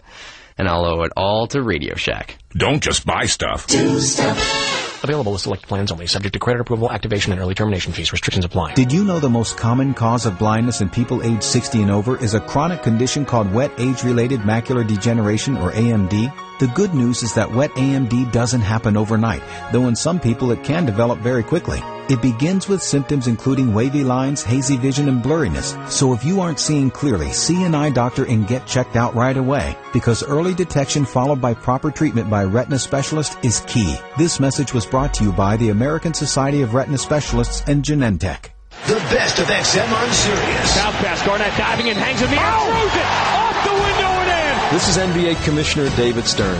Last season was one of the most exciting and competitive seasons in our history. It was a year full of extraordinary NBA milestones, the coming out of our young stars, the miraculous turnaround of the Boston Celtics. 22 years, but the game's original monarchy has regained the throne. Who captured the franchise's 17th NBA championship. As the 2008-2009 NBA season tips off later this month with the best of XM on Sirius Radio, fans can listen to complete NBA action right here. Add the best of XM to your Sirius subscription and you'll get NBA games, all PGA Tour events, college sports, and more. The best of XM is available now. Call 888-7-BEST-XM. That's 888-723-7896. Or go to Sirius.com. Available to U.S. subscribers only. The premium radio coverage of the NBA, the best of XM, is now available.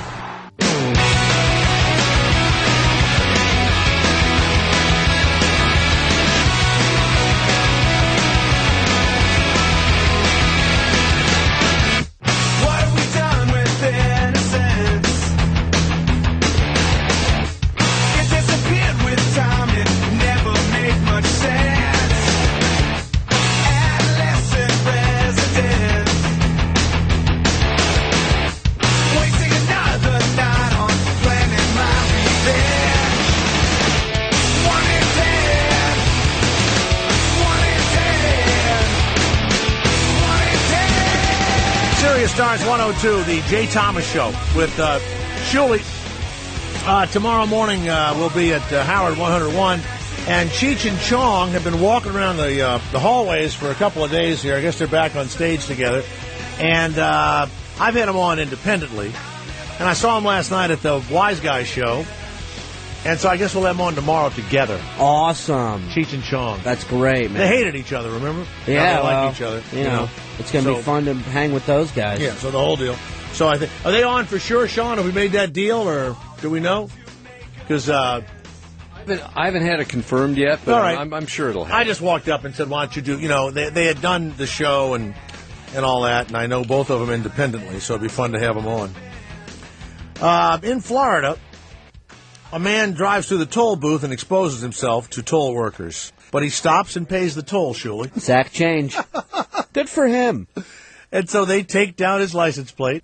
But did he... All right. He just doesn't have his pants on. He's like, here's my toll, and would you like a tip? And then, no, but he doesn't. He says he's not exposing himself. He just is driving with his pants off. I was just letting my penis steer. Likes to steer from time to time. You like my coin purse?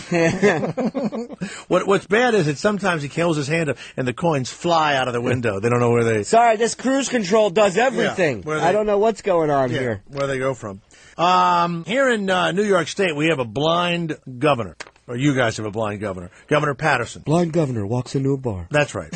He has an aide named Charles O'Byrne, and Mr. O'Byrne, for some reason, hasn't paid hundreds of thousands of dollars of taxes in 5 years. Way to go. His lawyer says that he has a disease. A disease. Tell us what that disease is at 888-410-2-102. You will not... You know the name of the disease? You know? You're asking me? No, I do not. You do not know? Have you not heard the name yet? I have not. You will not believe the name of this disease, that this is going to be his defense. Well, I'm going to think of some myself. Sure. I may even hit it. Hasn't paid taxes in 5 years. Hundreds of thousands of dollars of taxes. Has not paid in 5 years, and they got him. They're arresting him. They're putting him in, they're putting him in handcuffs and the whole thing. And they've given him a disease. Like the sexual. Your wife, like David Duchovny's wife, caught him screwing like 5 women or something like that. He's an addict, a sexual addict. Well, did you hear they went to the governor and they're like, "Did you know about this?" And the governor's like, "I didn't see him do this."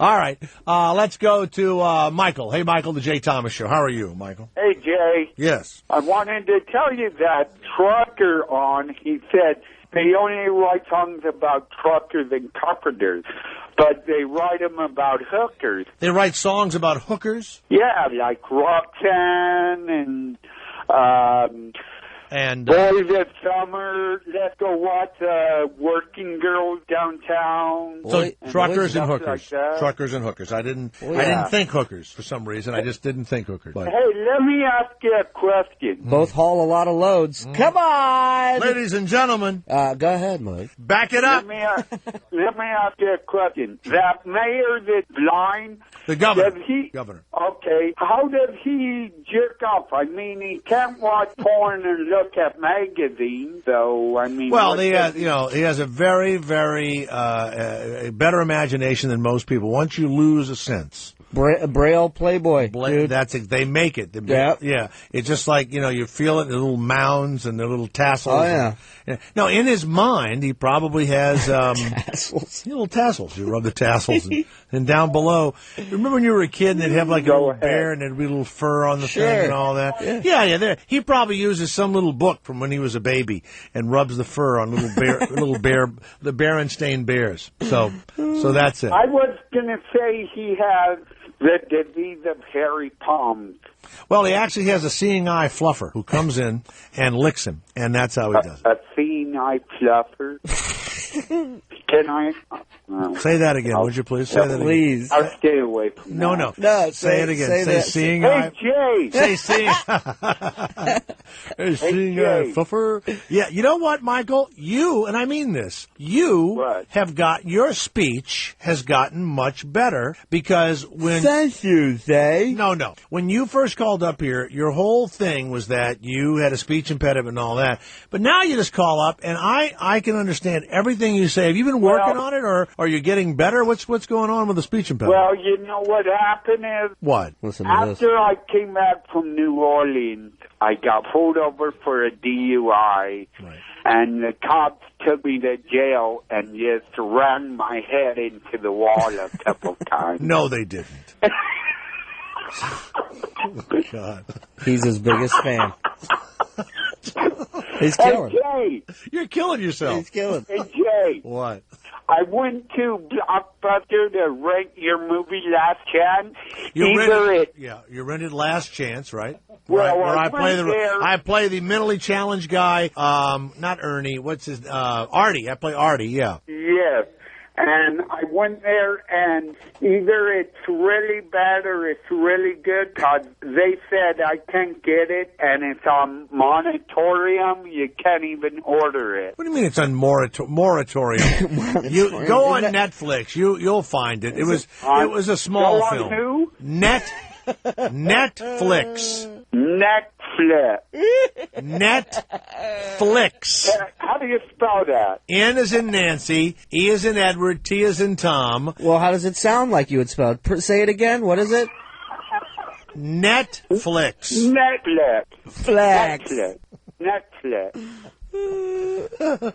Netflix. There you go. When you log into Netflix, make sure to order a lot of videos. All right. Netflix, it's called. It's a huge company. My girlfriend Madison there? You know what? She was in here for a moment. Now she's left. We didn't pay any attention to her, and so she's gone. When she comes back in, we'll announce that she's back here, and you can call her back. What would you say to her? What were your I was going to say, because she says he put a pole in her apartment, and she wants to be a dancer. And next time I come out there, I want to take her to a strip club. All right, great. Can you say "take it off, baby"? Can you say that? Take it off, baby. There you go. All right. Just make sure that. What do they say at the? They say anything? Can you say, "Mrs. Johnson, time for your pap smear"? Nurse Ratchet? Nurse Ratchet. All right. Thank you, Michael. Thank you very much. Wow. The question on the table on the Jay Thomas Show huffing paint again. Is Charles O'Byrne, an aide to the blind governor of New York, did not pay his taxes for 5 years, and his lawyer, Richard Kestenbaum, one of your tribesmen, has insisted that he has a disease. These are high-functioning people. who can otherwise complete all other ordinary tasks, except they have this disease. Ladies and gentlemen of the jury, what you see before you is a sick man. That's right. Let's go to Garrett of Florida. Garrett, the Jay Thomas Show.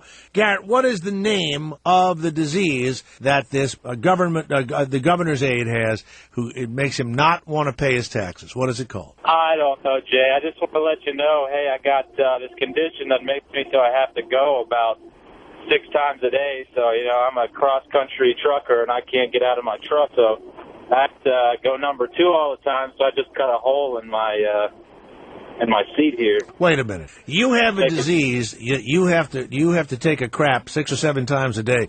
So you have a hole in your seat? Yeah, I had to drink a lot of water because I get dehydrated. I go number 2 a lot, though. Well, that disease has a name, sir. It's called Taco Bellitis. And what is your disease called? What is it? It's actually just diarrhea, So. That's a disease you have, is diarrhea? Medically speaking, right. Sir? You know what, Garrett, thanks for sharing all this with us. I mean, the humor is escaping us here at this point, but is there a joke at the end of this bit? Absolutely not. There you go. Thank you so much. And at the very end, your show falls out of my ass. Thanks, Shirley. Yeah, I'm just trying to help him out. All right. John of Pennsylvania, the Jay Thomas Show. What disease does the... Hey, how you guys doing? Yes, I'm good. What disease does this guy have in New York? Well, I don't know what disease that guy has, but I'm going to tell you, I've been a truck driver for a few years. I do pretty well out here and trying to keep myself clean and stuff, but there are some real animals out here. Let me tell you what happened.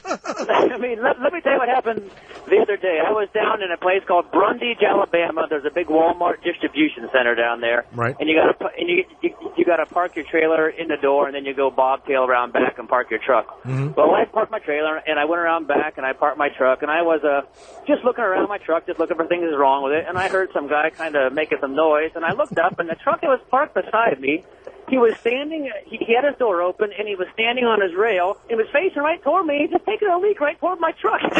Well, now, he was at least in the back of the building, though. Yeah, well, but he's still in a building. No, in the back of the building. Oh, okay. It was the employee parking lot, basically, and this guy had a big stream of piss going right underneath my truck. And I'm thinking, my gosh, I go, there are some real animals out here. Yeah, there are. Well, he didn't expect you to park back there, did he? I was already parked back there. Did he look at you and go, what are you doing parking in the pisser? Do you know why I am kind of defending this guy? I seem to have to take a leak as soon as I get into a parking structure, and I don't know why. I'll be in a mall, I'll be going to an appointment, and this tsunami of piss hits my bladder. Right. And you can never get in the bathroom. It's locked, or there's a killer there, or whatever. So I have to hide behind a parked car in a parking lot. Yeah. And invariably, somebody walks out and opens the door to the car right next to the one. Listen, when you gotta go, you gotta go. I'm walking down 49th Street here in New York, in Times Square. Nowhere to pee in this town. Nowhere, right? And it's in the theater district. All the theaters are around here, and it's broad daylight. It's maybe 1 in the afternoon. I'm coming back from getting lunch. In between a Ford Escort and a Hyundai. You peed. I peed is a homeless guy standing there squatting between both cars, taking a shit in broad daylight at 1 o'clock in the afternoon on 49th Street. And people are walking by having conversations. They're looking at him and they go, hey, you want to try that new bagel shop? And I'm like, there's a human being shitting on the street. How do you talk about a bagel shop when there's a guy? And he had a rollaway suitcase, like the carry-on suitcase. He's got that as like his stall door. Like that's right there. And I'm like, this is fucking insane. Well, when you were in school and you thought you could hide from the teacher. Yeah. And we could see everything. Right? Sure. Oh, I'm sure I'm on cameras all over Los Angeles. Oh, forget it. In the parking structure. Look at Jay Thomas pissing in the parking lot again. So, do you want to take a chance at this contest, John, of Pennsylvania? Yeah, I don't know. I don't have a clue what this guy's problem could be, but his lawyer says, and I'll quote, he has a disease. During the day, or he can function normally, but when it comes to this one thing, this paying of the taxes, he's got a legitimate. It's actually a syndrome. It is a syndrome. Wesley Snipeitis. I don't know. Well, we're on our way. We're on our way. Yeah. I have one more thing. I called in about a month ago. I was telling you about I was concerned about these kids going to sports camps and getting broom handles shoved up their rear end. Yeah. Sure, who wouldn't be? Anyways, I had to tell you. That was only at my basketball camp. We've stopped doing that. We had a guy who was in favor of that. He owned a broom handle company. Right. Well, anyways, just, once again, a couple weeks ago, I heard about this high school down in Arizona, and they had to suspend about 5 or 6 other top players because they sexually assaulted some underclassmen with a broom handle once again. Yeah. I just can't seem to get away from this. Yeah, you mean every time you open the newspaper, there's a broom handle being shoved up somebody's ass? Is that what you're saying to us? Well, yes, in a nutshell, you're right. Well, if I were you, I wouldn't read the paper anymore. I mean, I can't remember the last time I saw a story like that. And so why would you think that story would be following you? Well, I don't know, but it was on CNN. No, it wasn't. You're a magnet for broom handle in the ass stories. You know what? I think you're living in kind of like, what was the movie with Jim Carrey where... The Truman Show? Yeah, you're in the Truman Show. None of that's really happening, okay? Put on another broom handle. I just don't understand. I mean, I would want to be the one, obviously, getting on the business end of the broom handle, but I also wouldn't want to be the one holding some kid down, scrumming around with his pants pulled down. I agree with you. Listen, when I played sports in high school, we were too busy trying to get pussy to shove broom handles up each other's asses. That was the Witches of Eastwick sports camp, I think. I don't know. I can't. Harry Potter Junior High. Yeah, I really don't. I can't imagine. I can't imagine why you, of all people, somehow seem to. Maybe it wasn't even a hazing thing. Maybe it was a limbo contest gone wrong. I don't. You don't know. Yeah. That's the worst limbo contest of all time, I think. Okay, there you go. Thanks a lot. Thank you. Hey, thanks. Yeah, the story follows him everywhere. I can't shake it, Jay. It's everywhere I turn. I go to the market. I turn down the aisle. It's broom handles in people's asses, Jay. They're selling them in the supermarket. Can you imagine every time you turn on Sports Center, top story, broom handle in the ass. I watch CNN all the time. I miss that story. All right. The Jay Thomas Show, Wally of Pennsylvania. Yes, Wally, you've got a lot to live up to. John of Pennsylvania just gave us information way past anything we cared about. Yes, go ahead, Wally. Hey, I just want to say, truck drivers, maybe some of these new guys do probably realize it more, but you get treated like shit out here. You're always at the mercy of the traffic and these miserable shippers and receivers. But I got a quick piss story. One time I was coming down Route 66 in Middletown, Connecticut, and I had a piss real bad. I got a pretty big bladder from holding it, but I just did the same thing. I was at a red light, just stepped out on my steps and pissed right out on the road there. As soon as I got my pecker in my pants, a fucking cop came around the corner, so I just made it there. But hey, when you got to go, you got to go. Yes, sir. Can you imagine you're behind the big rig, the door opens, you're like, oh, maybe this guy's asking for directions. A cock whips out and piss starts to stream from it. You missed what he said. What did you say you would do if you had to? I would have shit there if I had to. In the middle of the night, fuck it, man. I don't want to be shitting up my drawers and having to be sitting in that going. Yeah, that's gross. I agree with you. But, I appreciate it. We get treated by shit by these shippers and receivers out here. So it's not just the urinating; it's the fact that your life is awful, and that you need to fill the bottle up, and then the tossing of it. There's a lot of anger that leaves the cab when you toss it, right? Right. It's almost like a payback. Like they leave you sitting out in a parking lot waiting 6 hours for a door, and there's no bathroom. So you know what? Fuck it. Shit, where you go to whatever you can. There you go. Congratulations. I got shit stories I could write a book about. Would you? You might want to start. It won't be the first time I hopped over the guardrails with a roll of paper towel in my hands and go splatter. You know what I mean? I hear you, brother. I hear you. All right, do you have a guest? Do you have a guest for the contest? The guy in New York, he hasn't paid his taxes in 5 years. His lawyer says that he can act normally all day, and then this syndrome strikes him around April the 15th. You know what it is? I don't know. Nobody knows? Couldn't even give a guess. He's probably scared of the government, just like they want you to be, right? Scared of the guy? I don't know. That's not. It was a lot funnier guess than Uncle that. Sam-itis. All right, thank you, Wally. Thank you very much. Good Lord. Jim of Jersey, the Jay Thomas Show with Shuley, 8884-102-102. Stay where you are. A scientist is coming on in a couple of moments. She is a primatologist from the Yerkes National Primate Research Center, Emory University, Atlanta, Georgia. Yerkes. She has a PhD in neuroscience and animal behavior, and she showed a group of primates, other primates, asses and faces, and you'll be shocked at what she found. Go ahead, Jim of Jersey. Yes, sir. Go ahead. Jay, just a couple things. You're doing a great job, bud. First of all, the truckers, you guys act like you're surprised. Truckers, they invented the lot lizard. I mean, that says it all right there. Right. The second thing is, you're a smart guy. You surround yourself with talented people. Yes, but I do. But to fall back on Don Rickles' jokes, I mean... What Don Rickles joke? In yesterday's Post. You read the New York Post? Yesterday's Post? I love Don Rickles. Do they have his jokes in there? Obviously. I mean, the welcome... the mat on his head, all it was missing was the welcome word. Oh, is that an old Don Rickles joke? It was in yesterday's paper, Jay. Oh, you know what? I stole that. I stole that 20 years ago. I stole that one. Back on Don Rickles. Wait a minute. He's a legend. Wait a minute. I stole that 20 years ago. If it was in the paper yesterday, damn it, I'm going to have to lay low for a while. If you're going to pick the pocket of a comic, might as well be a legend like Don Rickles. That's an old, no, look, that's an old joke. That might not even be Rickles. That might be before Rickles. I didn't think I was saying it. I didn't think for 1 minute I was inventing that joke. That's 100 years old. I'm just breaking your balls. But yesterday they had in the Post the Don. I'm going to find that. I love Don Rickles. The top 10. I'll do those. Quotes. I'm going to find those and do those in a couple of minutes. All right. You're the man. Thank you very much. Let's go to Nick of Ohio. Yes, Nick, the Jay Thomas Show. What's the disease that this guy has that couldn't pay taxes in the state of New York? What is it? I believe it's called government. I am so sorry that I even started this. I can't even tell you. I've never been so unhappy. All right, Jay, what's the prize? No, that's not the answer. That's not the answer. What's his prize? He's talking in the third person. It's cool. No, I was thinking a joke because the government fucks with the taxes and wastes the money. Right. Well, we should keep him on hold. No, we're going to. We should really talk to him throughout the entire show.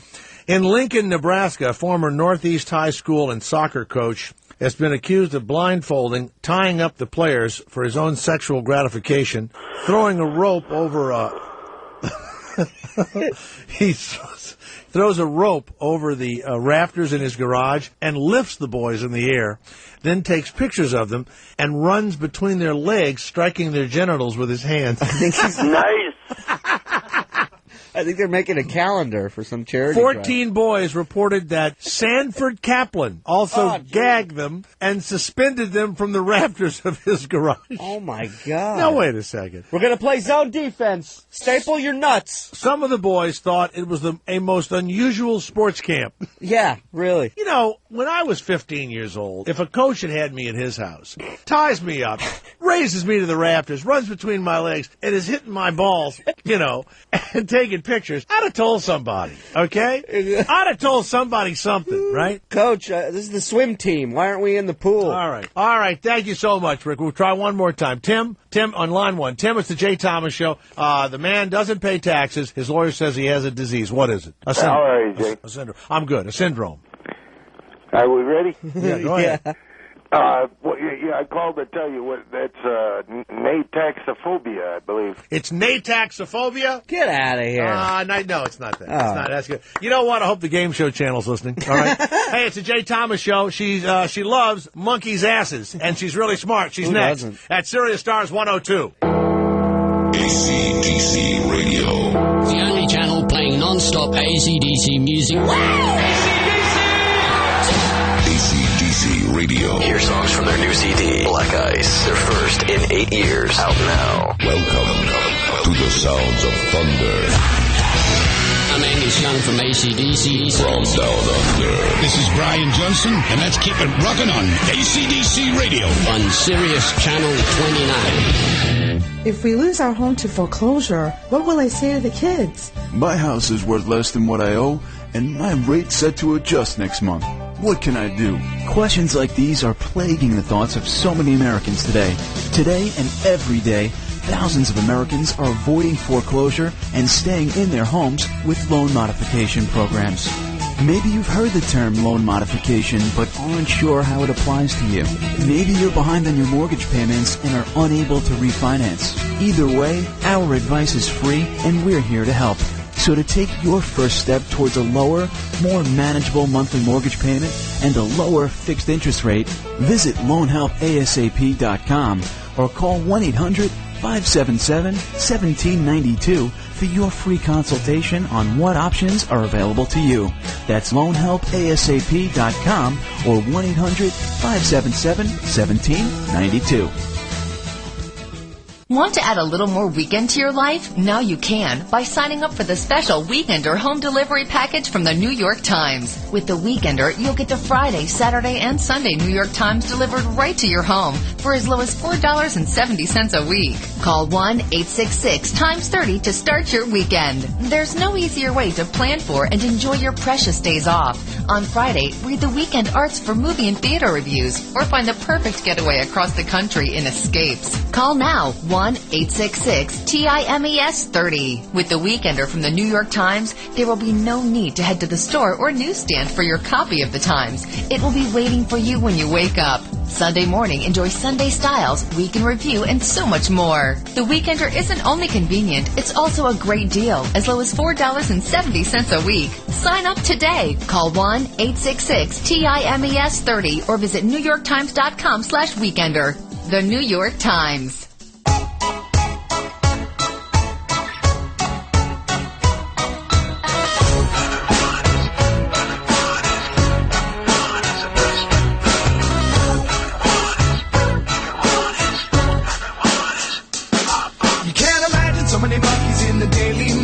All of them coming anonymously, so they leave no trail. Never thought I'd have an admirer from overseas, but some of this enemy stationary filled with chimpanzees. Some chimps in swimsuits, some chimps are swinging from a vine, some chimps in jackboots, some chimps that wish they could be my Starsky and Hutch chimps. A chimp who's sitting on the can, a pair of You got to give Garrett his own music show of guest intros. Who is this? Bare Naked Ladies. Yeah, chimpanzee. Yeah. Another postcard. Parentheses. Chimps. There we go. Let's listen to Bare Naked Ladies. There we go.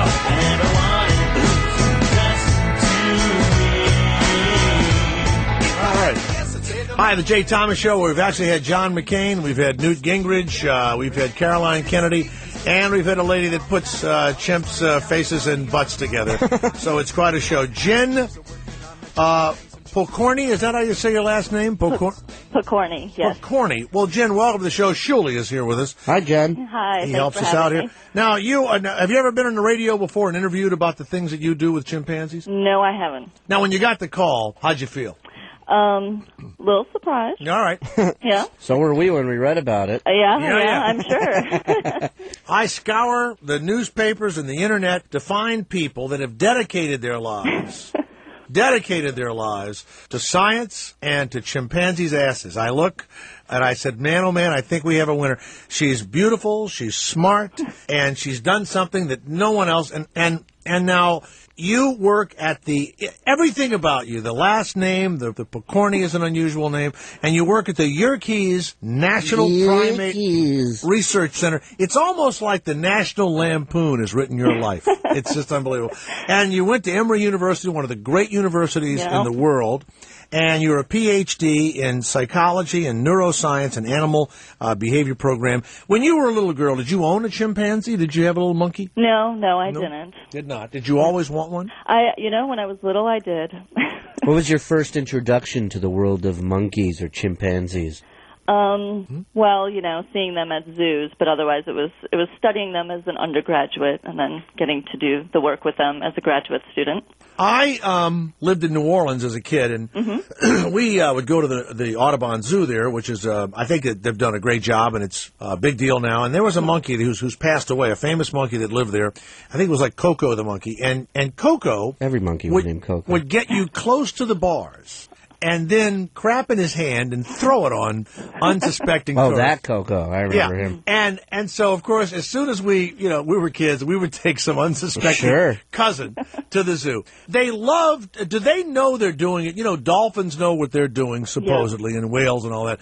Do chimpanzees know what they're doing? They're so close to being human. And are they aware that 30-year-old and 40-year-old grown men will laugh watching them do that? Yeah. Well, I mean, that's why they do it. They love to see the reaction that they get, and they get it every time. Do they really? Yeah. That's great. And they seem to be interested in their private parts, don't they? Well, they are exposed all the time. So. Yeah, you'd be interested in yours if they're hanging out all the time. I worked once and did a commercial with a chimpanzee. Now, this is a terrible story, and I was against it from the beginning. But it's when they did terrible stuff to chimps, and they had pulled all this chimp's teeth. I'm sure you've heard of this story. And so this guy used this chimp in commercials because on cue, the chimp could go on cue. And so I was giving money away at a radio station, and I said, tomorrow morning on the Jay Thomas Show, you can win $100,000. Right, Bob? And the monkey go like that. So I worked all day with the chimp. And this guy hit the chimp and did all kind of, it was terrible. I eventually quit the job and said, I'm not going to do it. But at one point, the guy disciplined the chimp. Mm-hmm. The chimp opened its mouth, grabbed my 2 ears. Oh, no. And put my face into its mouth and tried to bite down. Oh. Had it had teeth, I would be talking. Wow. And first of all, even though it was a chimp, there's a weight to the chimpanzee. It's like holding you ever hold a little small thing of concrete, right, cement? Where do they get that weight solid from? Where is that? Oh, they're much stronger than any human. It's just muscle? It's just that. A little 3-foot chimpanzee. It's unbelievable, right? Yeah, they're very strong. Now, before we get into your research, have you ever been attacked by one? Do they get jealous of you? Do they come on to you or anything? No, do they understand we that don't no work means that no? close to them. Yeah, we don't actually physically interact with them Surely- because that can be dangerous. Do they understand that no means no? To some degree. But I mean, they're like a small child. A small child can understand no means no, but will still test you on that. We mean it in a sexual way. Do they come on to you? No. Because, dolphins, I knew a woman that was a dolphin trainer, and the dolphin would try and keep her back in the pool, and they would have to, masturbate the dolphin to relax it. You've heard these stories, haven't you? I have. They seem a little odd, but yes. Well, you're not in the dolphin industry, are you? No, you're not. No. Okay. So let's get to what you've done. Your parents spent hundreds of thousands of dollars, and you've borrowed another $200 or $300 to get through school, and you decide to figure out the knowledge of a chimpanzee, and tell us how the study went. What is it that you studied? Because haven't they done stuff like sign language with monkeys and stuff like that? Yeah. I don't know if it's exactly with chimpanzees, but I mean everybody knows that they're smart. Yeah. Right. They've done a lot of cognitive testing, and yes, some of the chimps can use sign language or point to symbols to communicate. Yes. You've done an experiment, though, that until now was only done in nightclubs, if I'm not mistaken. To some degree, sure. You took the faces of actual chimpanzees, and then you took pictures of their rear ends. Yes. And you put them up on a chart. How did you do the experiment? They actually they're trained to use a joystick, so it's connected to a computer. I like the sound of that. You're kidding. No. So the monkey's at a computer. And you got them to match the face with the correct monkey ass. Yes. As if I didn't think I was pathetic enough to be in my mid-30s playing video games. Now tonight when I'll be playing a video game, I'll be like, there's a chimpanzee somewhere right now doing the same fucking thing I am. So do they play human games? We'll get back to your experiment. Do they play regular games on the... Are any of the monkeys on Xbox Live? No, unfortunately, they just do... Do they play Guitar Hero? Do they do any of those? Do No. Wii or anything? Okay. We could try that, though. So, Dr. Jen Picorni, here you are, and you're by yourself in the lab doing this, or you're with other people? By yourself, yeah. When you announced this to the people at the Yerkes National Primate Research She said it like it was a group of people at first, and then when she told them what the idea was, they're like, Then yeah, everybody Jen, good luck with dwindled that. Yeah, good luck. Do they call you crazy old Jen over there at the Yerkes Primate Research Center? They may now, maybe. Okay. Yeah. So when you what do we learn by getting them to match it up? Well, having them match, they could match the actual correct rear end to the correct face. So they seem to actually know what the rear end of familiar individuals looks like. So it's an answer to that age-old question. I got to match your face and my ass. Right. That's it. Yeah. That's great. Now, Jen, when you were out to dinner in the middle of the research, people would say, "Oh, I understand you work with chimpanzees," and I made Julie laugh. I understand, like me, I'd be out to dinner with you, and of course, I am so excited by smart people, especially smart women. It's the sexiest thing in the world is a smart woman, not a woman taking her clothes off and all that. That's nonsense. The smarter the woman, the sexier the woman, and that's the truth. They are just ready to explode. That's just Jay talking now. That's just me talking. And so I would say to you, my God, what are you working on now? And how would you have explained yourself to me? The polite way would be if... No, we've had a few drinks. Oh, had a few drinks. Probably just saying that you were matching faces to asses, yes. You know how in love... And that's when Jay looks at you and goes, fascinating. I would have been so in love, I couldn't have contained myself, and I would have turned to the rest of the table. Did you hear what Jen's been doing? You would have gone, take me to the lab. I want to see you do it now. Now, here's the thing. How do you teach the monkey to work the joystick so that you know that they're actually matching? Is it a friend's face, a monkey friend? Monkeys know how to work a joystick, Jay. Yeah, so you teach them with simple things, with like a picture of an apple matching it to another apple, and not. And they did that. They matched the apple to the apple. Right. By doing what? Like moving the cursor to the apple and then coming back to the other apple. I mean, how did they know that? How did they know they were supposed to do same on same? Just trial and error. They keep trying until they get it correct. And you give them a cookie? Yeah, they get a piece of fruit, usually. So if they go apple to apple, orange to orange, you get a piece of fruit? Yep. Okay. So then you take some of their friends. Like, what would be some of the monkeys' names that you used? Let's see. Georgia, Rita, Missy. You know, names. So you got 3 girls, and what's the guy's name? We had Stuart, Bjorn. Yep. So you got like Bjorn's balls and Rita's face, and then they got to match wait it a up. minute. Did Bjorn match the girls' butts to their faces, or would it be male faces to male butts? And does Bjorn play tennis? Is that why you named him Bjorn? No. Well, how did you do it? Was it a sexual thing? Well, at first it was just the actual identity, and then it was just any male behind, they had to match it to a male face of an individual that they knew. Is this because there's a big outbreak of tranny chimpanzees in the animal kingdom, and you're just making sure they don't bang the wrong thing? Yeah, just see if they know. Yeah. If you've just tuned in, Dr. Jen Picorni is here with us from the Yerkes National Primate Research Center at Emory University at Atlanta, Georgia, and she is dedicated to non-human primate research, and she has got these primates to match faces to rear ends. And so, what was the percentage? They all did above 50%, so probably around 65%. 65%. Yeah. And what do we learn from this?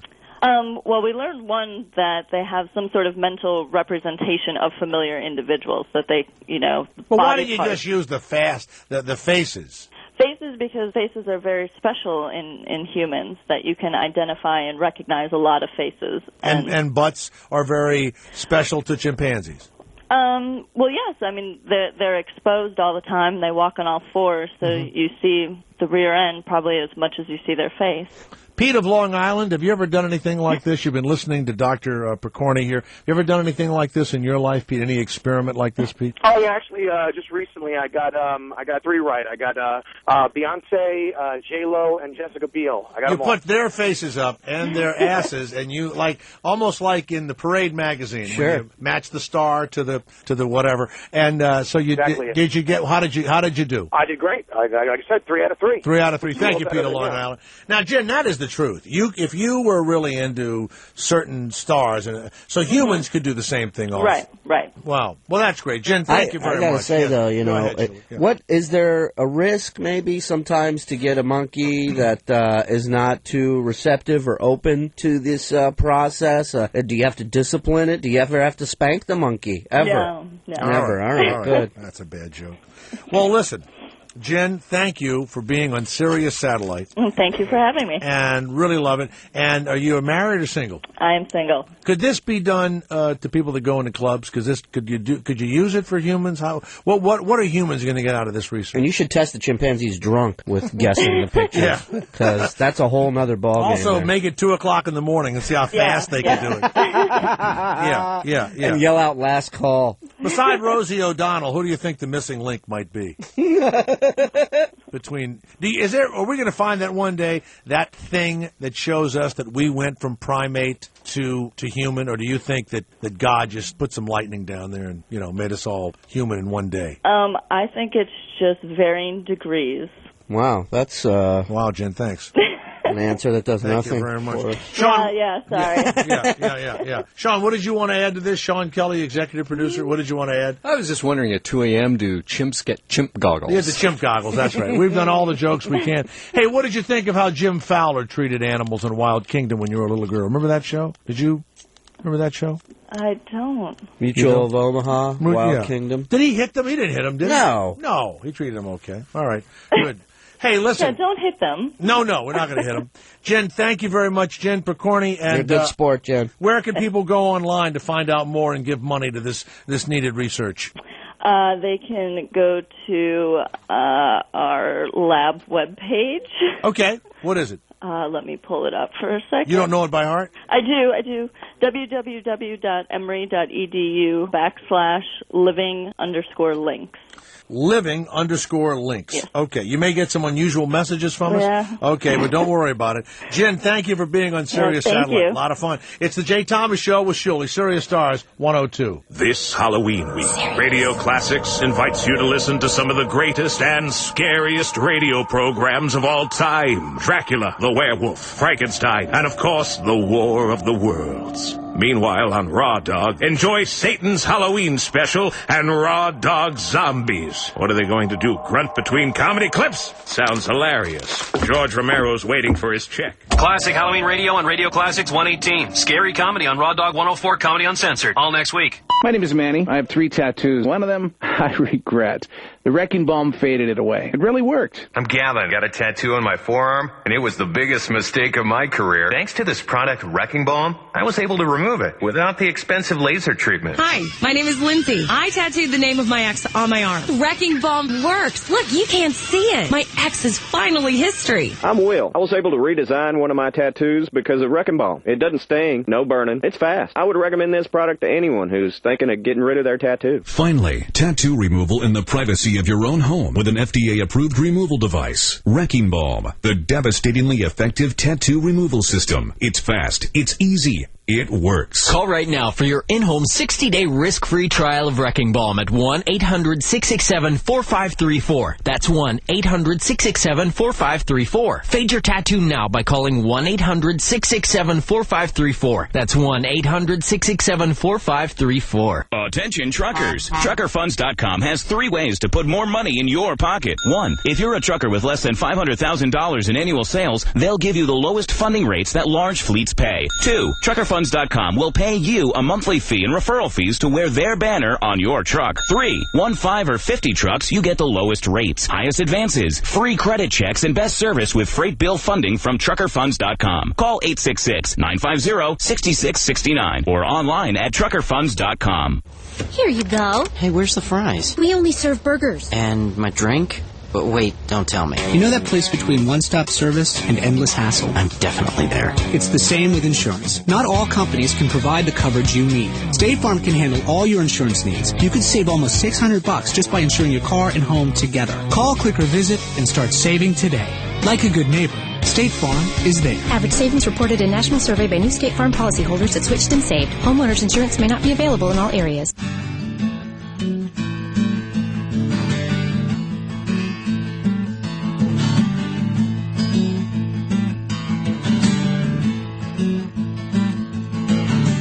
Up to my neck in trouble, up to my neck in strife. I've been up to my neck in misery.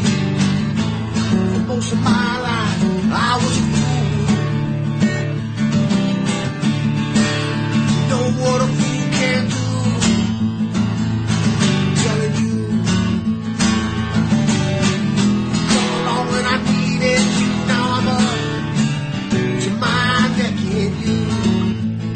This is one of our listener songs. You go to jthomas.com and you can MP3 it to us, or you want to send it on a CD to 1221 Avenue of the Americas, care of Sean Kelly at Sirius Satellite Radio, The Jay Thomas Show. This is just Bob. I actually have a package on my desk for you that got mailed to the Howard section. And Put it underwater, would you? Put it, up to my neck in you. Let's listen to Bob. Turn it up. To my neck in you. I like it.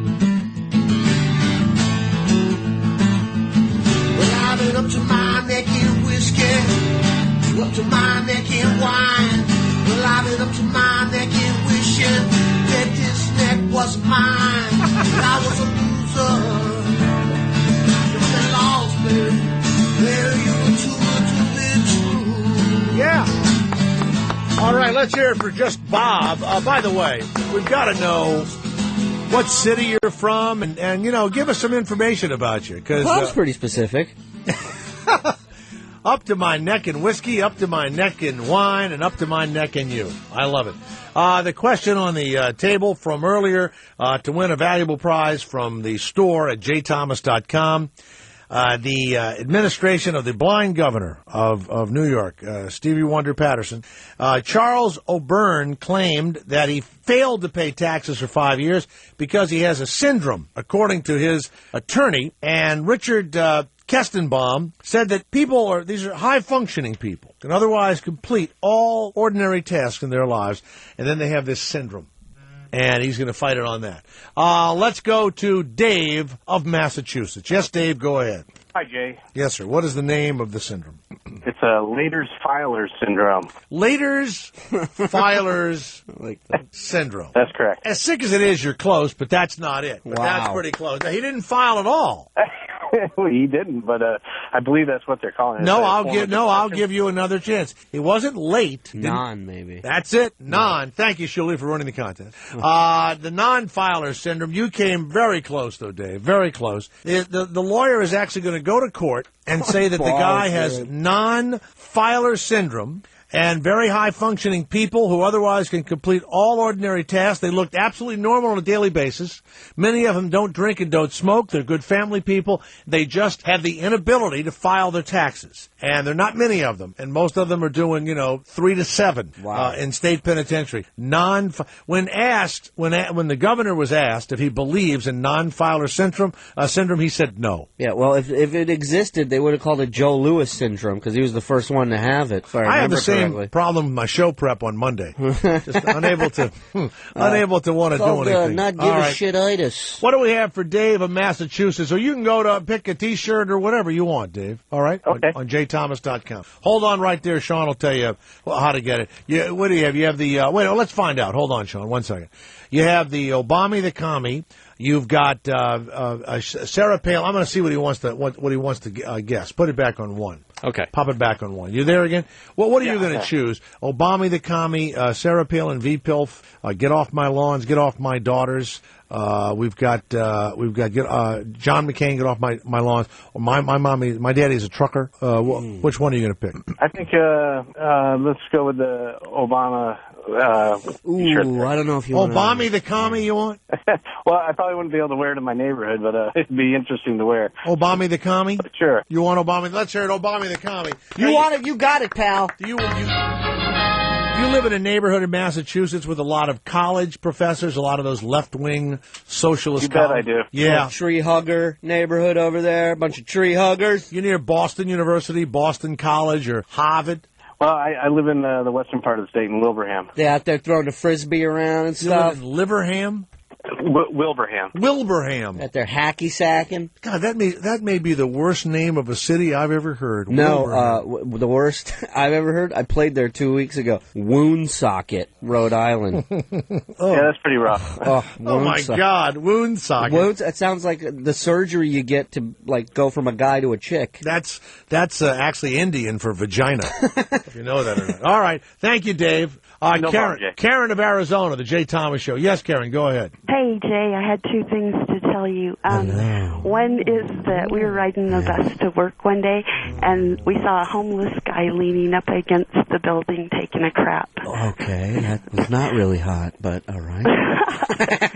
Was he doing it on the wall, or was he facing? Yeah, he was doing like he's leaning his back on the wall and just letting it go. Yeah, we all. Another. You know, I know. Did he have one leg up like James Dean in that poster, like up on the wall? No, spread apart. Like trying to look cool, hanging out on the wall, taking a shit on the street. You know, I've said this before. The homeless have no. They're not going to vote. They're not going to do anything. They raise their kind of money. They can't be helped. I just want the truck to stop, give them a shot. You know, like when a horse breaks his leg, just, you got to get rid of it, put it in the truck. I mean, if you're taking a dump against the wall, I want you off the streets. Right. And I want to rub your face in it first and then put you in the truck and send you on the way. If you rode by the next day and that guy was just laying dead in his own pile of crap, would that have bothered you, Karen of Arizona? Probably not. Yeah, I mean, if you're shitting on a wall in broad daylight on the middle of a busy street, you are no longer a productive part of society, and will never be again.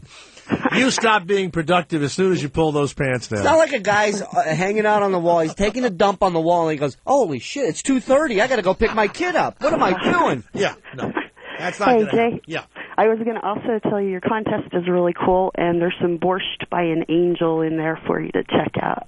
The contest is cool, and there's borscht. Well, not the contest, but playing people's songs. My son sent in some borscht by an angel for you. What is Borscht by an Angel? Here's the song that your son sent in? That's the name of the band.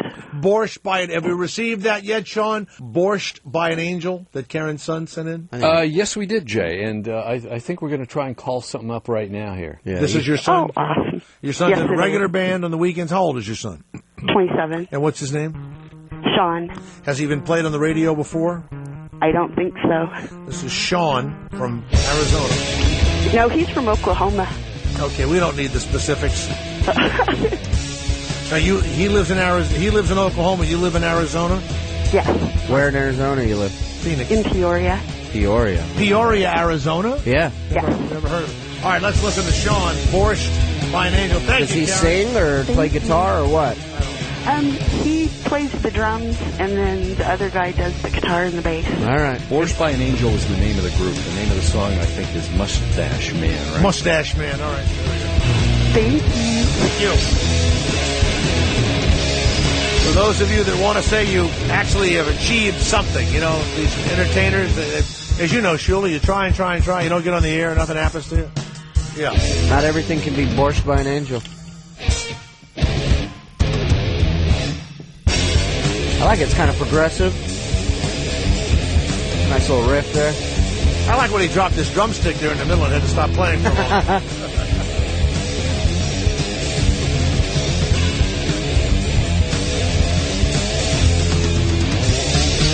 Reminds me of a show when you're coming in and the cops are coming in to find someone and they have a gunfight in the middle of it. And the strobe lights are going. Turn that up. Get him! Get him! Stab him! Shoot it! Like that. Or like a friend. Yeah. You got a friend who's really into this group and he brings you to their concert and you're just standing there right now and he's going, "They're gonna start singing any second, dude. Just wait. It's a great tune. Hold on." Borscht by an Angel. All right, after this part, they're gonna start singing. All right.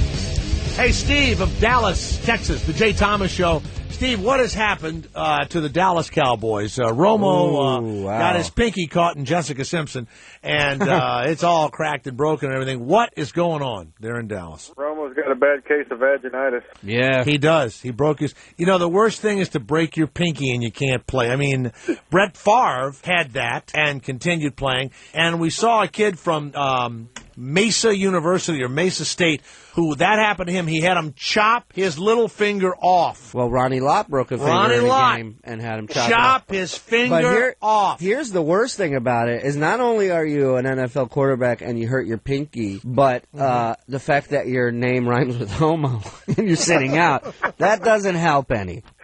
You always bring something fresh and new to it. Yes, Steve of Dallas. What are they going to do? Fire the coach? They always poor, Wade Phillips, bum's son. What are they going to do there? Take a revolving door. One goes in, one goes out. It's the owner. It's just like the Oakland Raiders. Al Davis. Owner, it's just like Jerry Jones. He got lucky. With Hairman, what's his name? Jimmy Johnson. Yeah, he got lucky with him. He got lucky with the picks with Aikman and Emmitt Smith and Michael Irvin. I mean, they set up. They were so bad. They had these I think 3 years of just first round picks, number one picks, pretty much. And then he tried to coach himself for a while, kind of, and all of that stuff. They got to get rid of him.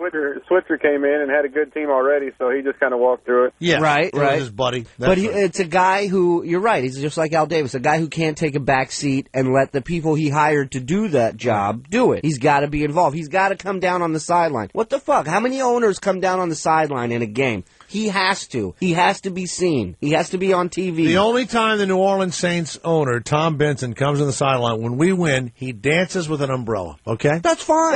That's the only time you see the man is dancing with an umbrella. That's fine. It's embarrassing for all of us. But whatever. But, he's an owner and he's proud of his team and he's happy. He has an umbrella. And then you got Terrell crying like a bitch on the sideline. Who? T.O. Terrell Owens, T.O. Yeah, you can't have all these stars, man. Can't have them all, By the way, it is amazing, though, that Terrell Owens looks like a man playing with boys in the NFL. Catches the ball with one hand, puts it in their face, runs as fast as he can. It's boring for him. It is. That's why they cause trouble, because they're bored. It means nothing to them. He's so ahead of the game. My it's just God. sickening, man.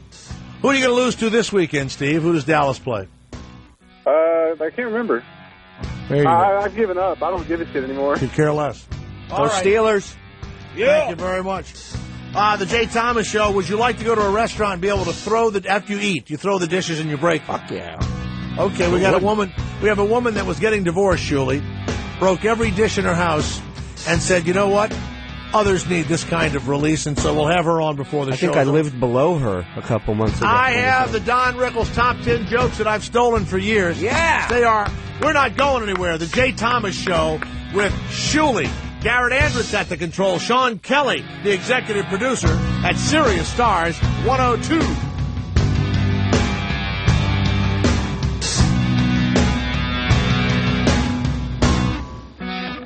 A Sirius special event. Tune to Channel 113 for the California Governor and First Ladies Conference on Women, hosted by Maria Shriver. Everybody has the power and the capability to be a leader in their own life. Hear inspiring stories from Michelle Obama, Bono, Condoleezza Rice, Jennifer Lopez, and many others. Anyone tries to convince you that a woman can't do anything, remember the moment when you looked around this room. The California Women's Conference. We're part of something that's bigger than us. Happening now, exclusively on Sirius Women's Conference Channel 113. This is Dan Tullis, and I just called Joel Clark, one of Select Quote Insurance Services' term life agents. Hi, Mr. Tullis. Joel, how does Select Quote save you money on term life insurance? Well, buying term life insurance is about choosing the right company. Let's say you take antidepressants or you smoke. All insurance companies are going to price that differently. Now, we'll impartially shop all the companies we represent to find you the best price. Can you give me an example? Sure. I just got a 40-year-old man on blood pressure medication, a $500,000 policy with a highly rated insurance company. His price, $20 a month. Thanks, Joel. See how affordable term life insurance can be for you. Call 1-800-996-9654. That's 1-800-996-9654. Or go to SelectQuote.com. Select Quote. We shop, you save. Get full details on the example policy at SelectQuote.com/commercials. Your price could vary depending on your health and other factors. Not available in all states. It's the best of college football. He may go! With the best of XM on Sirius. You already know Sirius is home to schools like USC, Ohio State, and Notre Dame. Now, with the best of XM, you get the ultimate college football package. Add the best of XM to your Sirius subscription, and you'll get SEC, Pac-10, Big 10, Big 12, Big East, ACC, and Notre Dame. You can't get this kind of coverage on radio. Call 888-7-BEST-XM. Go to Sirius.com/bestofxm. Available to U.S. subscribers only. Do you get tired of styling your hair every day? And do you want a good hairstyle every day? Hi, I'm Sarah Schuster. I invented the Insta-Do. Just put it over your head like a helmet does, and you can have an instant hairstyle. People like it. People like Jeff Bart. I like it. See, I told you. anything's possible. Keep thinking. Get started on your own inventions or just play some games at inventnow.org. Brought to you by the U.S. Patent and Trademark Office, the National Inventors Hall of Fame Foundation, and the Ad Council.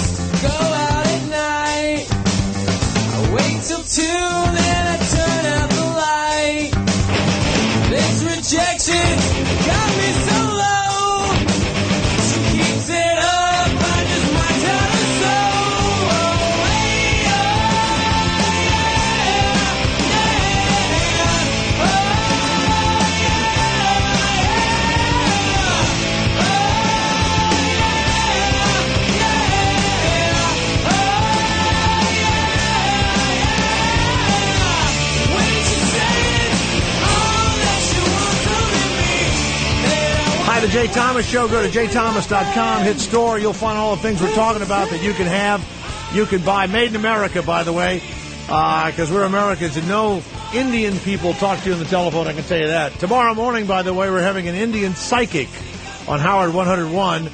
He psychically knows about what, Sean, the economy? Is that what it is? He's a... Not only that, but all his predictions are spicy. Taking time off from his job at United Airlines to come in tomorrow and talk to us. What does he do now? They're 10-door predictions. They're actually quite accurate. He's an astronumerologist, yes. And he's a gesture reader. Gesture reader. Right. Is he coming in live? No. Where, is he in India? Yes. Oh, come on. Yes. So it'll be like calling Dell's help desk. So, he can read the, Unplug the computer and plug it back in, sir. Run down to your modem, turn it off, wait 15 seconds, turn it back on again. Thank you. His name is Pandit Raj Kumar Sharma. Very good. He'll be no on thanks, I'm full. Howard 101 tomorrow. Can I get pun with that? And he will tell you how to read people's aura, their face, and he reads the economy. Okay? He's going to predict anything you want to predict. He'll guess at it. He's been on Dutch television, London television. It'll be the first time he's on American radio. Wow. And we have a guy that built his own coffin, and he won a prize at a county fair. And Cheech and Chong, we're talking to. Have we gotten confirmed on Cheech and Chong yet? No, not God, yet. I wish I was out there with you listening. By the way, if you've missed a second of this show, don't worry. Nothing much has happened. It's, Garrett, have you enjoyed the show today so far up to this point? Awesome. Now, would you tell the truth if you didn't like it? Would you ever say... You would never. Off air. Only off the air. Yeah. On the air, you'd say nothing but positive. Mm-hmm. Okay. Is that why Lynn Samuels fired you? Because you were negative inside the studio? I believe his last words were, "Get me off this sinking ship." And then she threw something at him. Were you the one that said, "Do your hair"? Just once, we'd like to see you comb your hair. Okay. She got a cut. Did you see her recently? Steve, I saw that. Like Pat Benatar's mom. I thought she'd been... I thought she was sick, actually. I don't want to say anything. Woman cuts her hair, Yes, Steve of California, the Jay Thomas Show. How are you? Oh, I'm good. Thank you. Good. Enjoying the show. Well, thank you. That's all I wanted to hear you enjoying. You and Garrett are now in agreement. Yes, sir. Okay, I got a quick story. I'm going to have to be fast. I'm driving right now, and I'm coming up to an interchange. I was working downtown L.A., and I'm walking on the sidewalk after I dropped off my product, and this homeless guy walks by me carrying a white pail. So this guy stinks anyway really bad. So I'm kind of looking at him and raising my nostrils going, holy shit. Mm-hmm. He walks down the road, puts his bucket down, puts on a plastic bag over himself, shits in the bucket. Craziest fucking thing I've ever seen, man. People are walking by him, looking at him and stuff. It was great. Where did he put the plastic bag now? It was great. He had it stuffed in his jacket and stuff. I know, but he put it over his body? Yeah, he kind of wore it like a raincoat. Just because so he was nude. Not a parka. What do they call it when you... Poncho. A poncho. He put it on like with cut a hole in the neck and all. So he said, do you know that in China, and I'm pretty sure that it is in China, they don't do it anymore, but they used to do that. They would just squat in the street and just go right there. In China. Oh, that's crazy. Yeah, I know. So, all right. Well, that's good. Thanks for the wonderful feces. I got one more. Oh, thanks. Sure, paint another picture for us. I was in Vietnam. Yeah. And we stopped on the side of the road. We were in convoy, so I jumped off the truck to take a picture of this mama sign. So I had the guy take a picture. She's taking a dump. It was the best. But it was natural for her, right, to be doing that? Yeah, it's natural for her, but, I just go, hey, look at this old lady. I want to take a photo with her. Now, were you frightened that would be an exploding crap? Yeah, all over the place. Yeah, it would blow up. All right, thank you, Steve of California. You know what's great? You can share whatever you want to at the J. Thomas. Just like therapy, like moving, like radiotherapy. Cruising around and, hey, is that a mama son taking a shit? Pull over. Well, a little while ago, I said something about a guy's toupee, and it's just an old joke that I knew that it was so bad, or if Dr. Phil wore a toupee, or he did, that all it was missing was the welcome sign. That's an old joke. Someone said, you must have read the New York Post. Well, I'll be doggone if I haven't found the very Don Rickles top 10 jokes ever done by Don Rickles to various people, and I was a huge fan of his. Me too. I have been for years. Yeah, he would make fun of He's in my top 3. Do we have a drum roll or something every time I do one? First of all, here we go. Probably not. Number 10. To Bob Hope. The crowd was booing Don once. He said, there's no booing, there's no booing. If there's another outburst, we're going to let Bob Hope come up here and do his jokes. No booing. Number 9. To Jimmy Stewart, I spoke to the family. You're doing well, Jimmy. I spoke to the wife. She's leaving you. I don't know. Come on, feel that Rickles. Feel it. Deliver it as Rickles. Dean Martin. I stand in next to Dean Martin, one of the great guys, and I say this from the bottom of my heart, Dean. You have a problem. All right, I can't. To Ross Martin, wasn't he on, they made the really bad movie, he was the sidekick to the guy with the battery on his shoulder.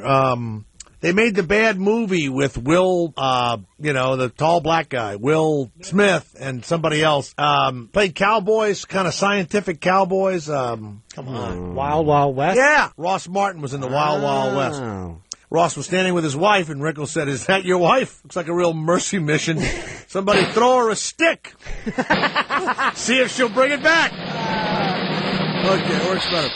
To Ricardo Montalban, Don Rickles said, Ricardo, why do I kid you? Why? Because I like you. There are flies all around your head, and here's some mud. Go finish your hut. One of my favorites. All right. To the great astronaut, Neil Armstrong. Over here, Neil. You're down. We launched one of the great astronauts. He sat in the capsule. Hey, man. Hey, over here. Over here. This is the moon. I like you, kid. You're a great hero. You've told me that a number of times. Over here, Neil. Over here, Neil. There we go. All right. To big fat Orson Welles. 30 years ago, you were really handsome. Now they're gonna put Goodyear on your face and fly you around the beach for half an hour. All right. To the old actor Ernest Borgnine, who's been on this show. To Ernest Borgnine, oh my God, look at you, Ernie. Anyone else hurt in the accident? All right. Well, to Frank Sinatra, Don Rickles said about his hairpiece, all that's missing on that thing is the word welcome. That's where that joke came from. And finally, to David Letterman, Who picks your clothes? Stevie Wonder. Okay, there we go. All right. One of my favorites, he had an album called Hello Dummy. He's talking to a Spanish guy, and he goes, I love the Mexicans. If it wasn't for the Mexicans, we wouldn't have filth. Thank you. Oh. You know, I saw him one night in L.A. with the actress Sharon Gless, was her name? Uh-huh. And they were receiving an AIDS She was married to the guy from Starsky and Hutch, right? No, she was married to a producer. Oh, okay. But no, I don't know. But Don Rickles, I think he was drunk. And he started making fun of AIDS. It was an AIDS benefit. Oh, no. And I was a disc jockey there. I think I was maybe I'd emceed something, but I wasn't on the main show. And then I sit down in the audience because here comes Don Rickles. And I'm pretty sure he was drunk. I mean, I don't know. But it was one of those nights where only half the audience thought what he was saying was funny. Yeah. I could not stop laughing. Right. It was so bad. It was so rough. Right. He started talking about how you get AIDS. You can imagine. And that we're given an award for it was really shocking to him. Oh, yeah. It was bad. Very bad. Charles of Indiana, the Jay Thomas Show, 888-4-102-102. You know, it makes the jokes better with that drum roll. I mean, that thing. Too bad Letterman... Also, Leno stole jaywalking from me. He didn't steal it, but I would have used it if he hadn't done it first. Charles, go ahead, Charles. Hey, Jay, Shuley, how's everybody doing? Good, buddy. You had a guest on a couple weeks ago, Right. Scott from Dearly Departed Tours. From Dearly Departed Tours in New Orleans, in Louisiana, or in Hollywood? Hollywood. Out in L.A. Right. And I had taken my dad out there for a surprise vacation. Okay, hold on. Put him on hold. Okay, now... Here's our question. Play the music. Do you think the experience for Charles from one of our guests going around in the hearse, right, looking at Dearly Departed, right, do you think the experience was a good one or a bad one, Shuley? I'm going to say bad. I'm going to say that for whatever reason, something worked out where they couldn't even get on the tour. They didn't even do it. Didn't even do the tour. Garrett, do you think it turned out good or bad for the man and his father? Hilarious. Now you know. Sean Kelly, the story we're about to hear of a recommendation from one of our guests. What do you think? I think they're embalmed. That doesn't mean a thing. Good or bad, Sean? Bad, me too. Yes, I don't think it turned out well. Let's go back to Charles. Fingers. By the way, when we bring the guests on, we hope that everything turns out well for you. But, of course, the Jay Thomas Show, not responsible for what happens. So, Charles, you took your dad out to Hollywood. He wanted a fabulous experience. You heard something on the Jay Thomas Show. What happened, Charles? Oh, it was, I'm not really into the Hollywood stuff as far as the sightseeing or anything like that, but I actually found it interesting. My dad loved it, and I would definitely recommend it. Oh, my God! He recommended it. We told you you'd love it. The Dearly Departed tour turned out hilarious for you. Wow, just like Garrett was right. So where would they take you? They take you to Marilyn Monroe's grave? Did they do that one? No, they went by the Hollywood Forever cemetery and told you some of the people who were in there. They went by the Halloween house that was used in the movie. They went by the Knickerbocker Hotel, told you a little bit about that, who had stayed there, died there. Who died at the Knickerbocker Hotel? The guy that played Fred Mertz. I can't remember his real name. But, William Frawley. What a scary ghost that must be. Did he drink himself to death at the Knickerbocker Hotel? That I don't remember. I was kind of watching He also played Bub on My Three Sons, I believe. Right. Big drinker, William Frawley. And he hated Vivian Vance. Remember Vivian Vance? Yeah. Hated her. Yeah. So you went there, and then did they actually let you get out of the van, or they just drove by places? No, the only time we actually got out was to look at the bathroom where George Michaels had gotten arrested by exposing himself over there in Beverly Hills. And did you go in and look around the stall and everything? And yeah, well, I took a piss in there. I didn't care if he showed his dick to somebody or not. But and over here is the famous restroom where George Michael was busted by the LA. Can I take a shit for 2 seconds? Can we stop the tour? Thanks. Yeah. I like where they go and they let you see the arrest report. Oh, wonderful! They actually filed. And we went by the Melendez brothers, where they killed their parents. Oh, sure. My God! Sure. Was it? Did you see the tennis court where they took the tennis lessons and all that, and people could hear them cursing on the tennis court? Did they show you that? No, they played a song. But we went by La Bianca murder site, the house. Oh, my God. And he actually played a song that Charles Manson had written. It was Charles Manson singing. Did the guy hold a flashlight under his chin during the whole tour? And you know we're what? now coming up on the Do we have the Bianca. Charles Manson song? Can you find that? That would be a great entry for We'll Play Your Song on the Jay Thomas Show. Yeah. We'll play it, obviously. And how much was the tour? It was, I think it was $39 or close to it. It was right around $40. So $80 for two of you. Did they have a little box lunch? No, you couldn't take any food. You could take drink on the van. It was like an oversized van that you.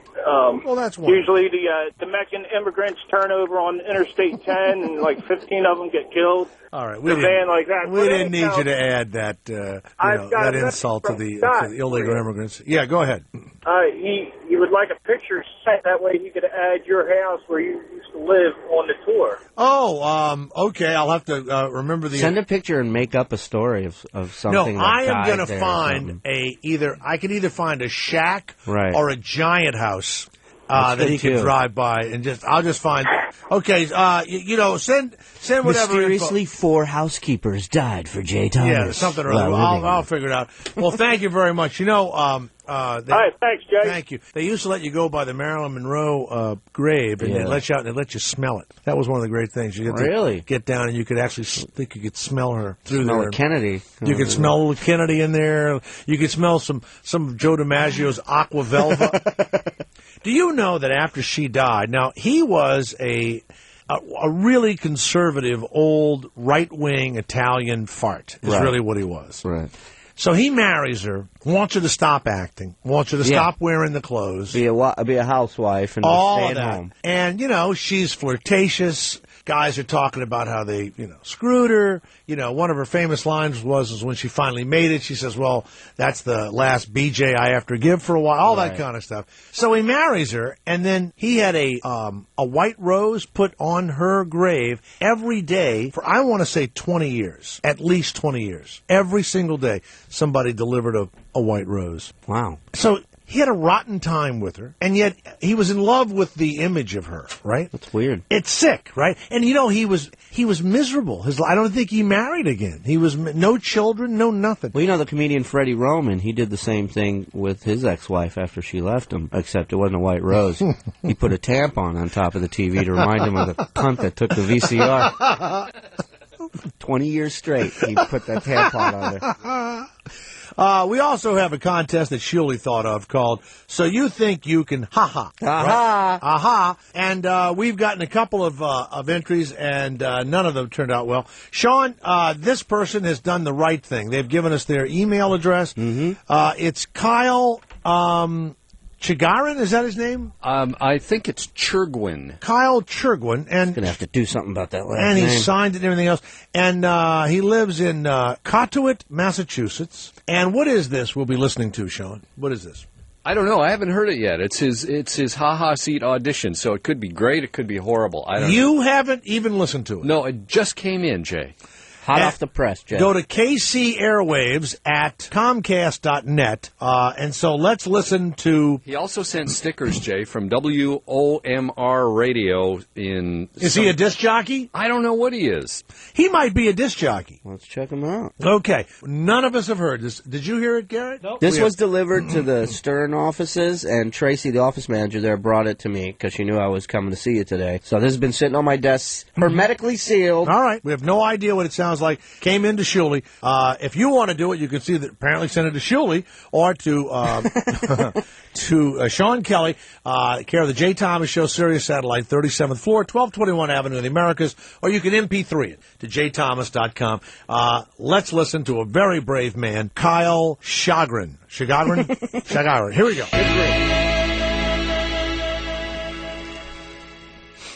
All righty.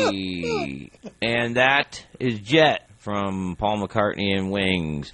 And it's time, too, for another little audition for Satellite, this time for the Ha-Ha chair for the Jay Thomas show. Who wants to sit in a chair called the ha-ha seat? That's like something you would hear up here in P-Town, you know? Something that I would talk about here on WOMR 92.1 FM, broadcasting from this historic schoolhouse and streaming along on the World Wide Web at WOMR.org. I had to get that plug in there, and it's supposed to be under a minute, so I thought that would be something funny. But I've got lots of stories there, Mr. J. Stories that aren't so normal, as you put it, you know, us normal people. Mm-hmm. But that's the way it goes, so hopefully I can sit in the ha-ha chair. All righty, this is UFO, shoot. That's the audition, that's it? Hold on, I think we're still going to the song. That was the worst transition ever. That was like he introduced a song, built a record player to play it on, and then played it. Now, Kyle, you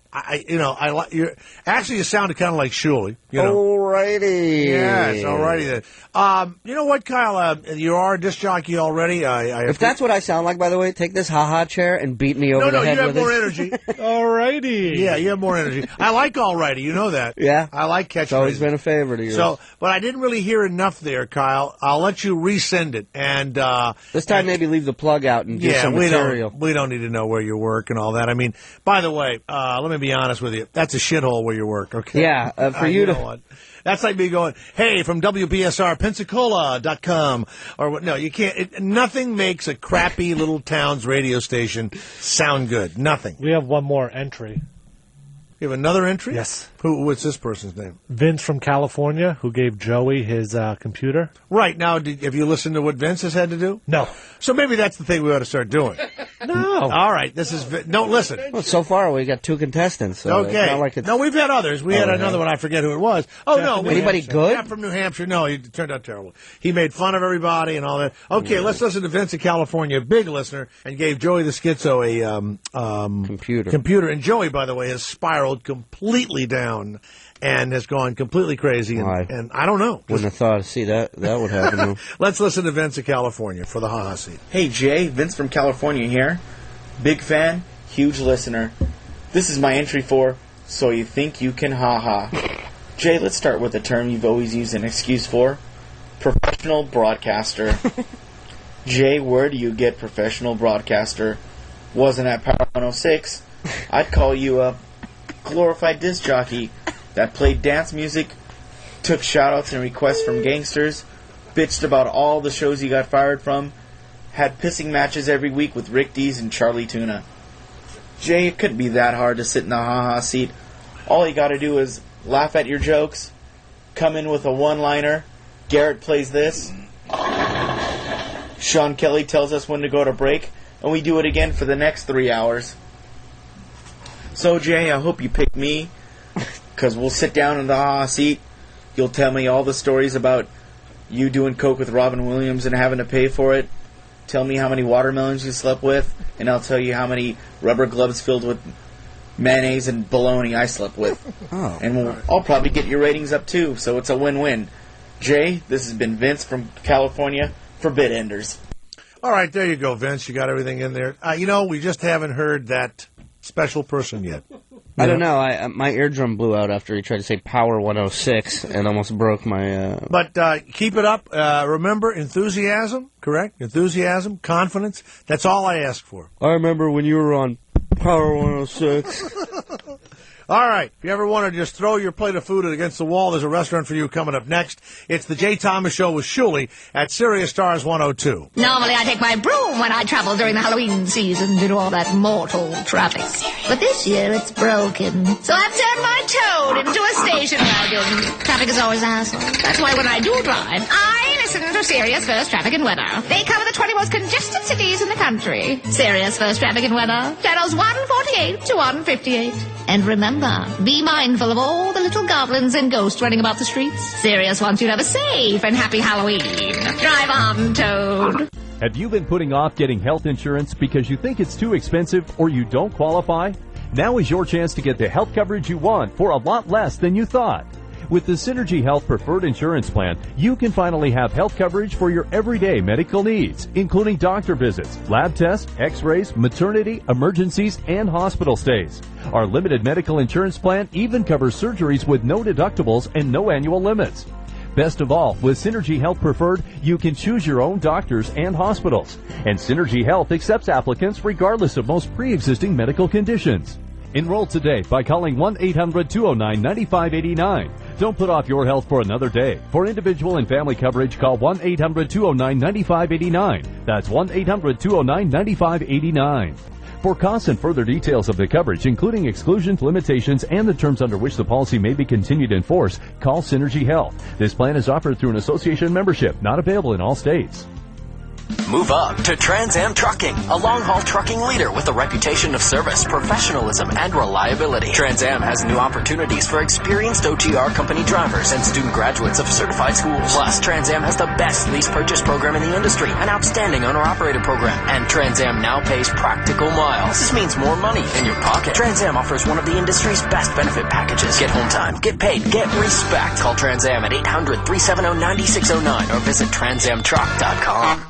Why are you still tied to that old, unreliable fax machine? MyFax lets you fax by email over the internet from work, home, or on the road, all for just $10 per month. MyFax is never busy and never out of ink or paper. Get rid of that second phone line and choose your local or toll-free number at no additional cost. See why MyFax is rated the #1 internet fax service in North America. Go to www.myfax.com/radio and try it free for 30 days. That's myfax.com/radio.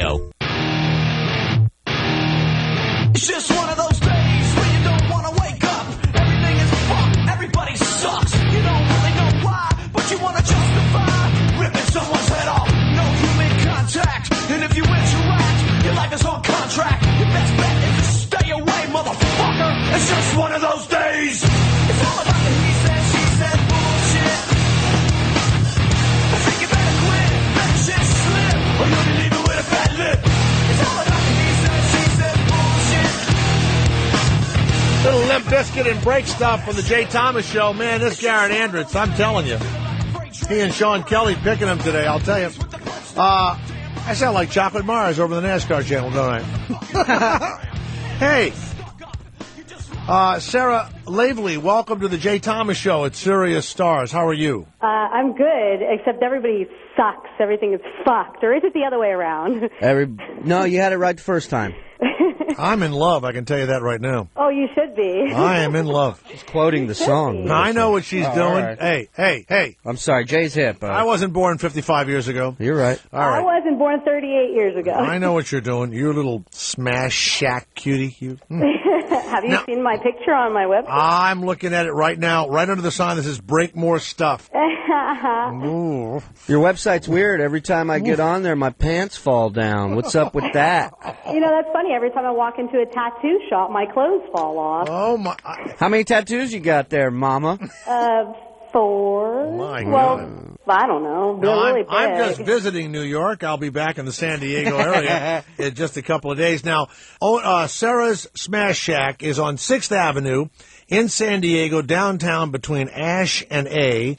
And I thought it was a restaurant, but it's just a place to break things. I'm really angry right now. What happened? Is it that time of the month? No. Oh, all right. That's a man thing to I do. was just asking. Hold it. Wait a second. Hold it.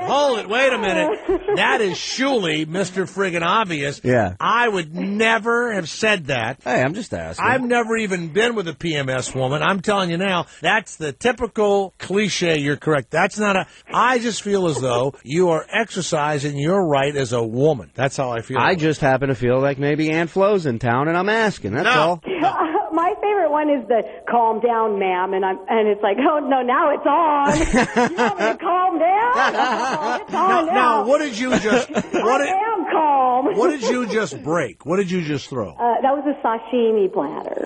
A sashimi platter? Yes, it's a lovely rectangular piece of glass that looks like a shower door, and it just shatters. Could you grab something else and break it, and we try and guess what it is? Don't tell us what it is. You'll never guess. But sashimi platter, that's who would have thought Well, of let's that? do something like, glass, plate, something. Okay, pay attention. All right. Are you listening? Yeah, listen. A beer mug. What do you think it is? I think it's another sashimi plate. Saucer. Saucer? Oh, ding, ding, ding. Who said that? Garrett Andritz. Wow. Saucer. God. I can hear it. Out with your...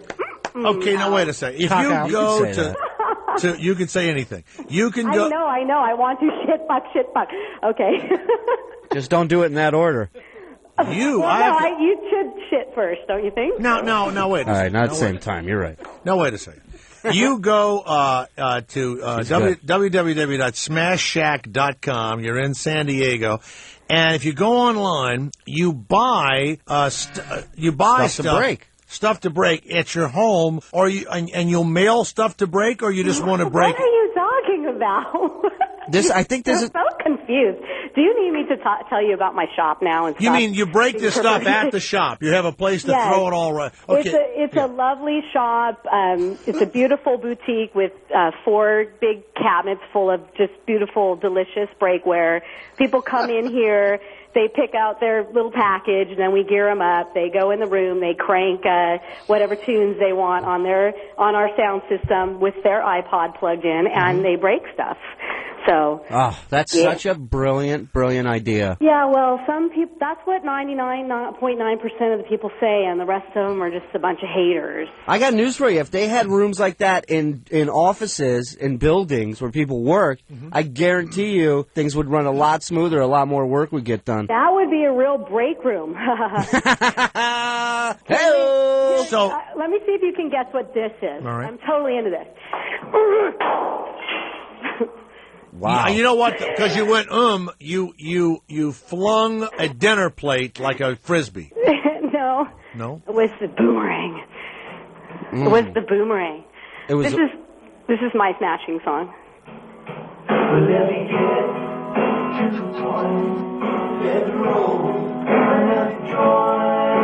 How many orgasms can you have in one session? Oh my God! Now, can you hear that? Listen, she's a party. This when broad. when Sarah Labley comes on the radio with her own sound effects, breaking stuff and her own music. No. She is a freaking party, man. Sarah's Smash Shack is my favorite place in San Diego. And when are you going to come? I live just north of L.A. I am going to drive down there. Should I bring the family or come alone? Bring the family. This is a great family. Well, it's going to be a little tough to break your pelvic bone with the family there, but he'll try. Now, what do I get if I want to spend? I come in and I say I got $50, and what do you give me for $50 to? For $50, you can get 2 mystery boxes, which is going to give you 20 random, really cool breakables, bitchin', as we say here in California. Right. Bitchin' breakables. Well, if you're over 35, you say that, but or you could do a combination of all the side dishes. You could do like 6 or 8 side dishes. For $50, you can get a lot of shit. Now, here's the deal: you're in like a little office, a little strip mall. Where is the studio located? Well, we're just a little bit north of the gas lamp, so most of the north. Can you tell I lived in Philly for 4 years? I can tell. When I went to vet school, when I used to be smart. Anyway, we're just a little north of the gas lamp, so most of the buildings around here are kind of like sort of modified wannabe row buildings, California style. So we actually have a whole building, like a kind of little mini row building. How many rooms are you allowed to toss in? How many different people can throw at one time at the Smash Shack in San Diego? Well, you can toss your lot in 2 rooms.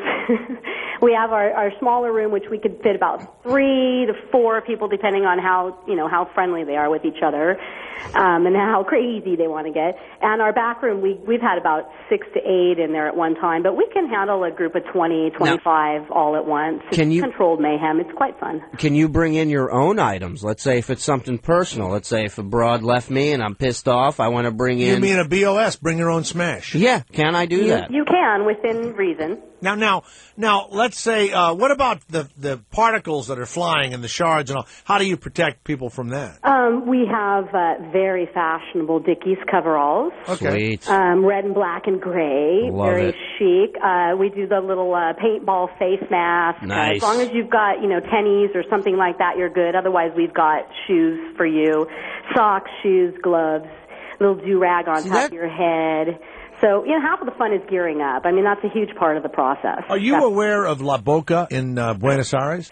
No. La Boca, I lived in Buenos Aires as a kid. La Boca is an area where all the buildings are painted different colors, and it's on the river there in Buenos Aires. And you would have dinner in a restaurant in La Boca, and then they would let you throw the dishes into the fireplace. Yay!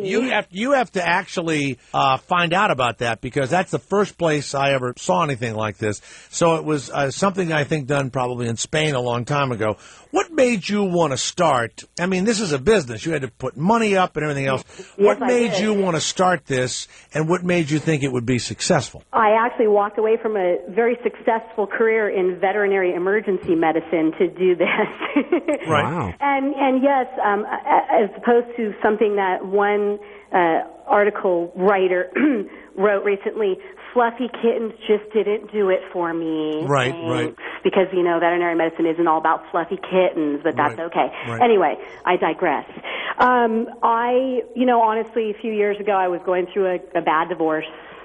And he was very mean to me, and he was a real jerk. Mm-hmm. And we've been together for 12 years, and I smashed everything that was smashable. That You we mean accumulated. in the house? Was he in front of you when you were smashing? No. He was gone. He just woke up one day and said, "I don't want to do this anymore. You don't make me happy. I can't be happy with you," because apparently it was my responsibility. Were you happy the day before with him? Well, I was actually in San Francisco, and I was flying home the day before, and on the way home from the airport, he told me that he wanted a divorce. Were you happy with him before you flew to San Francisco? Oh, come on. No. It was a total surprise. No. It was one of those things where it's like, okay, we're having a rough time, but, you have rough times in marriages when you've been together for 12 years, and it's not, we're having a rough time.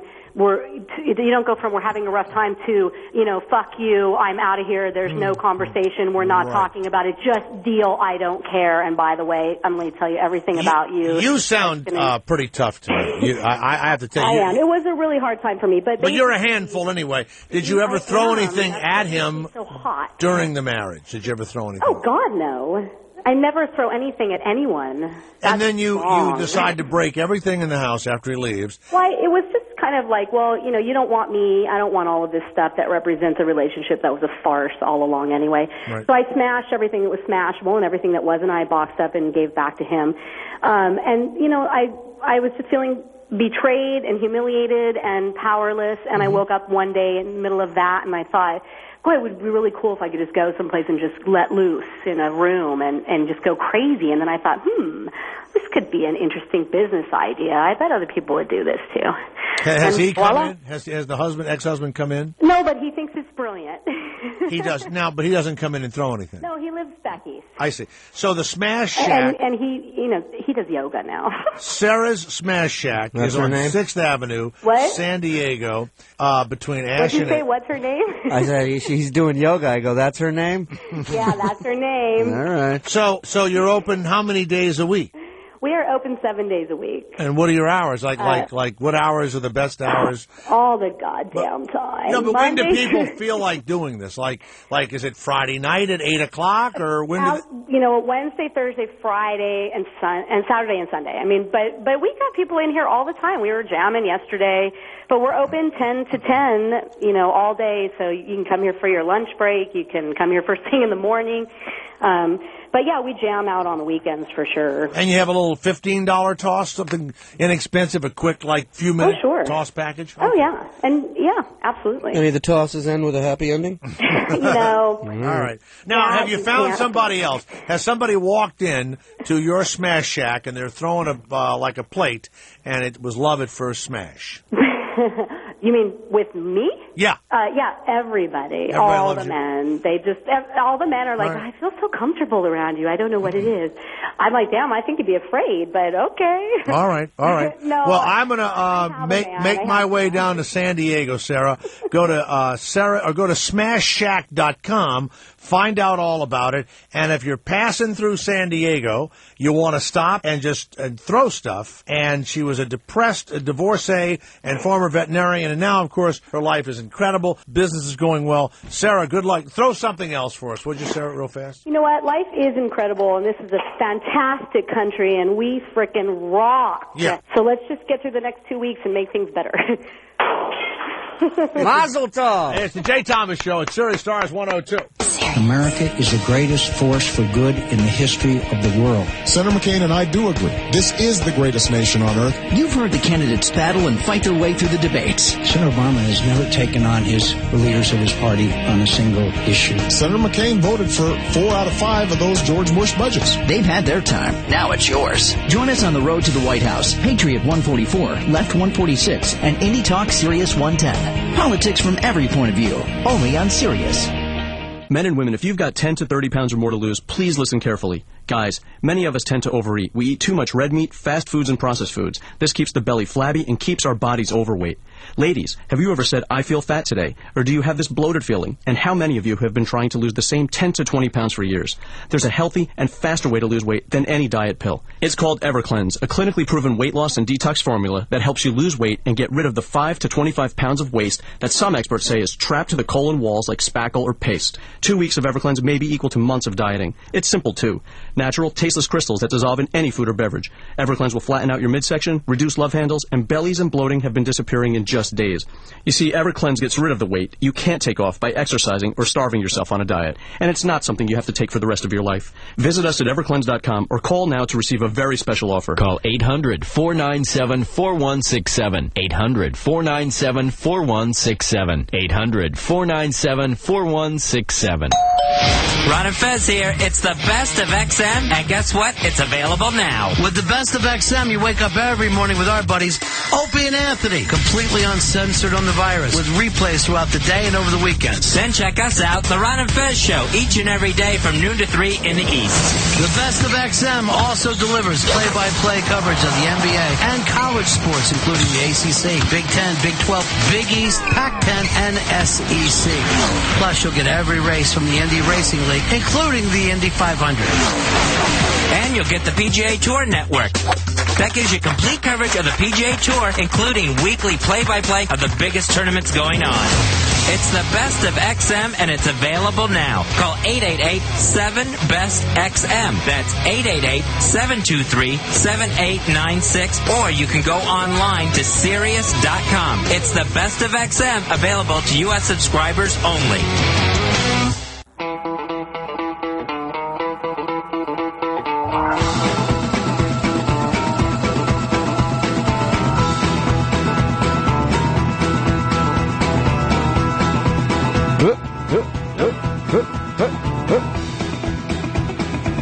I always save a story for Shuley.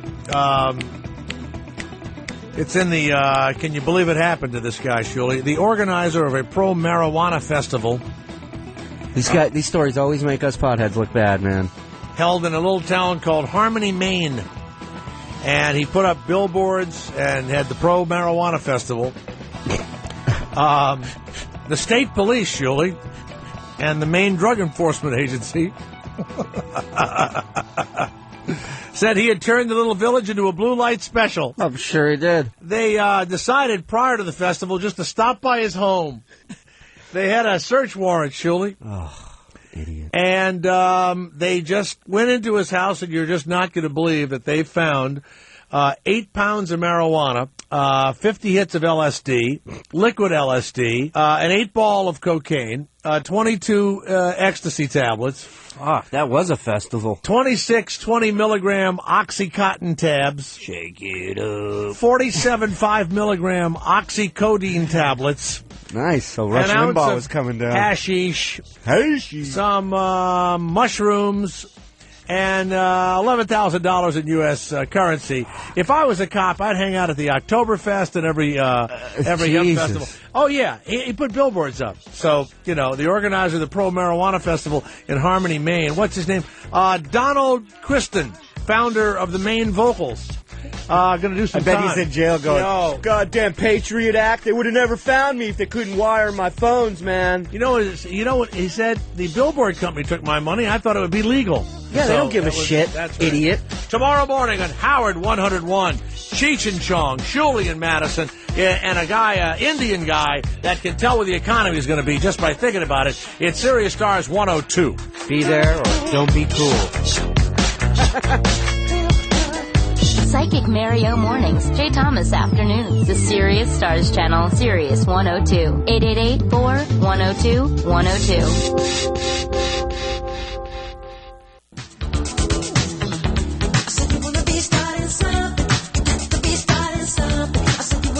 Good morning.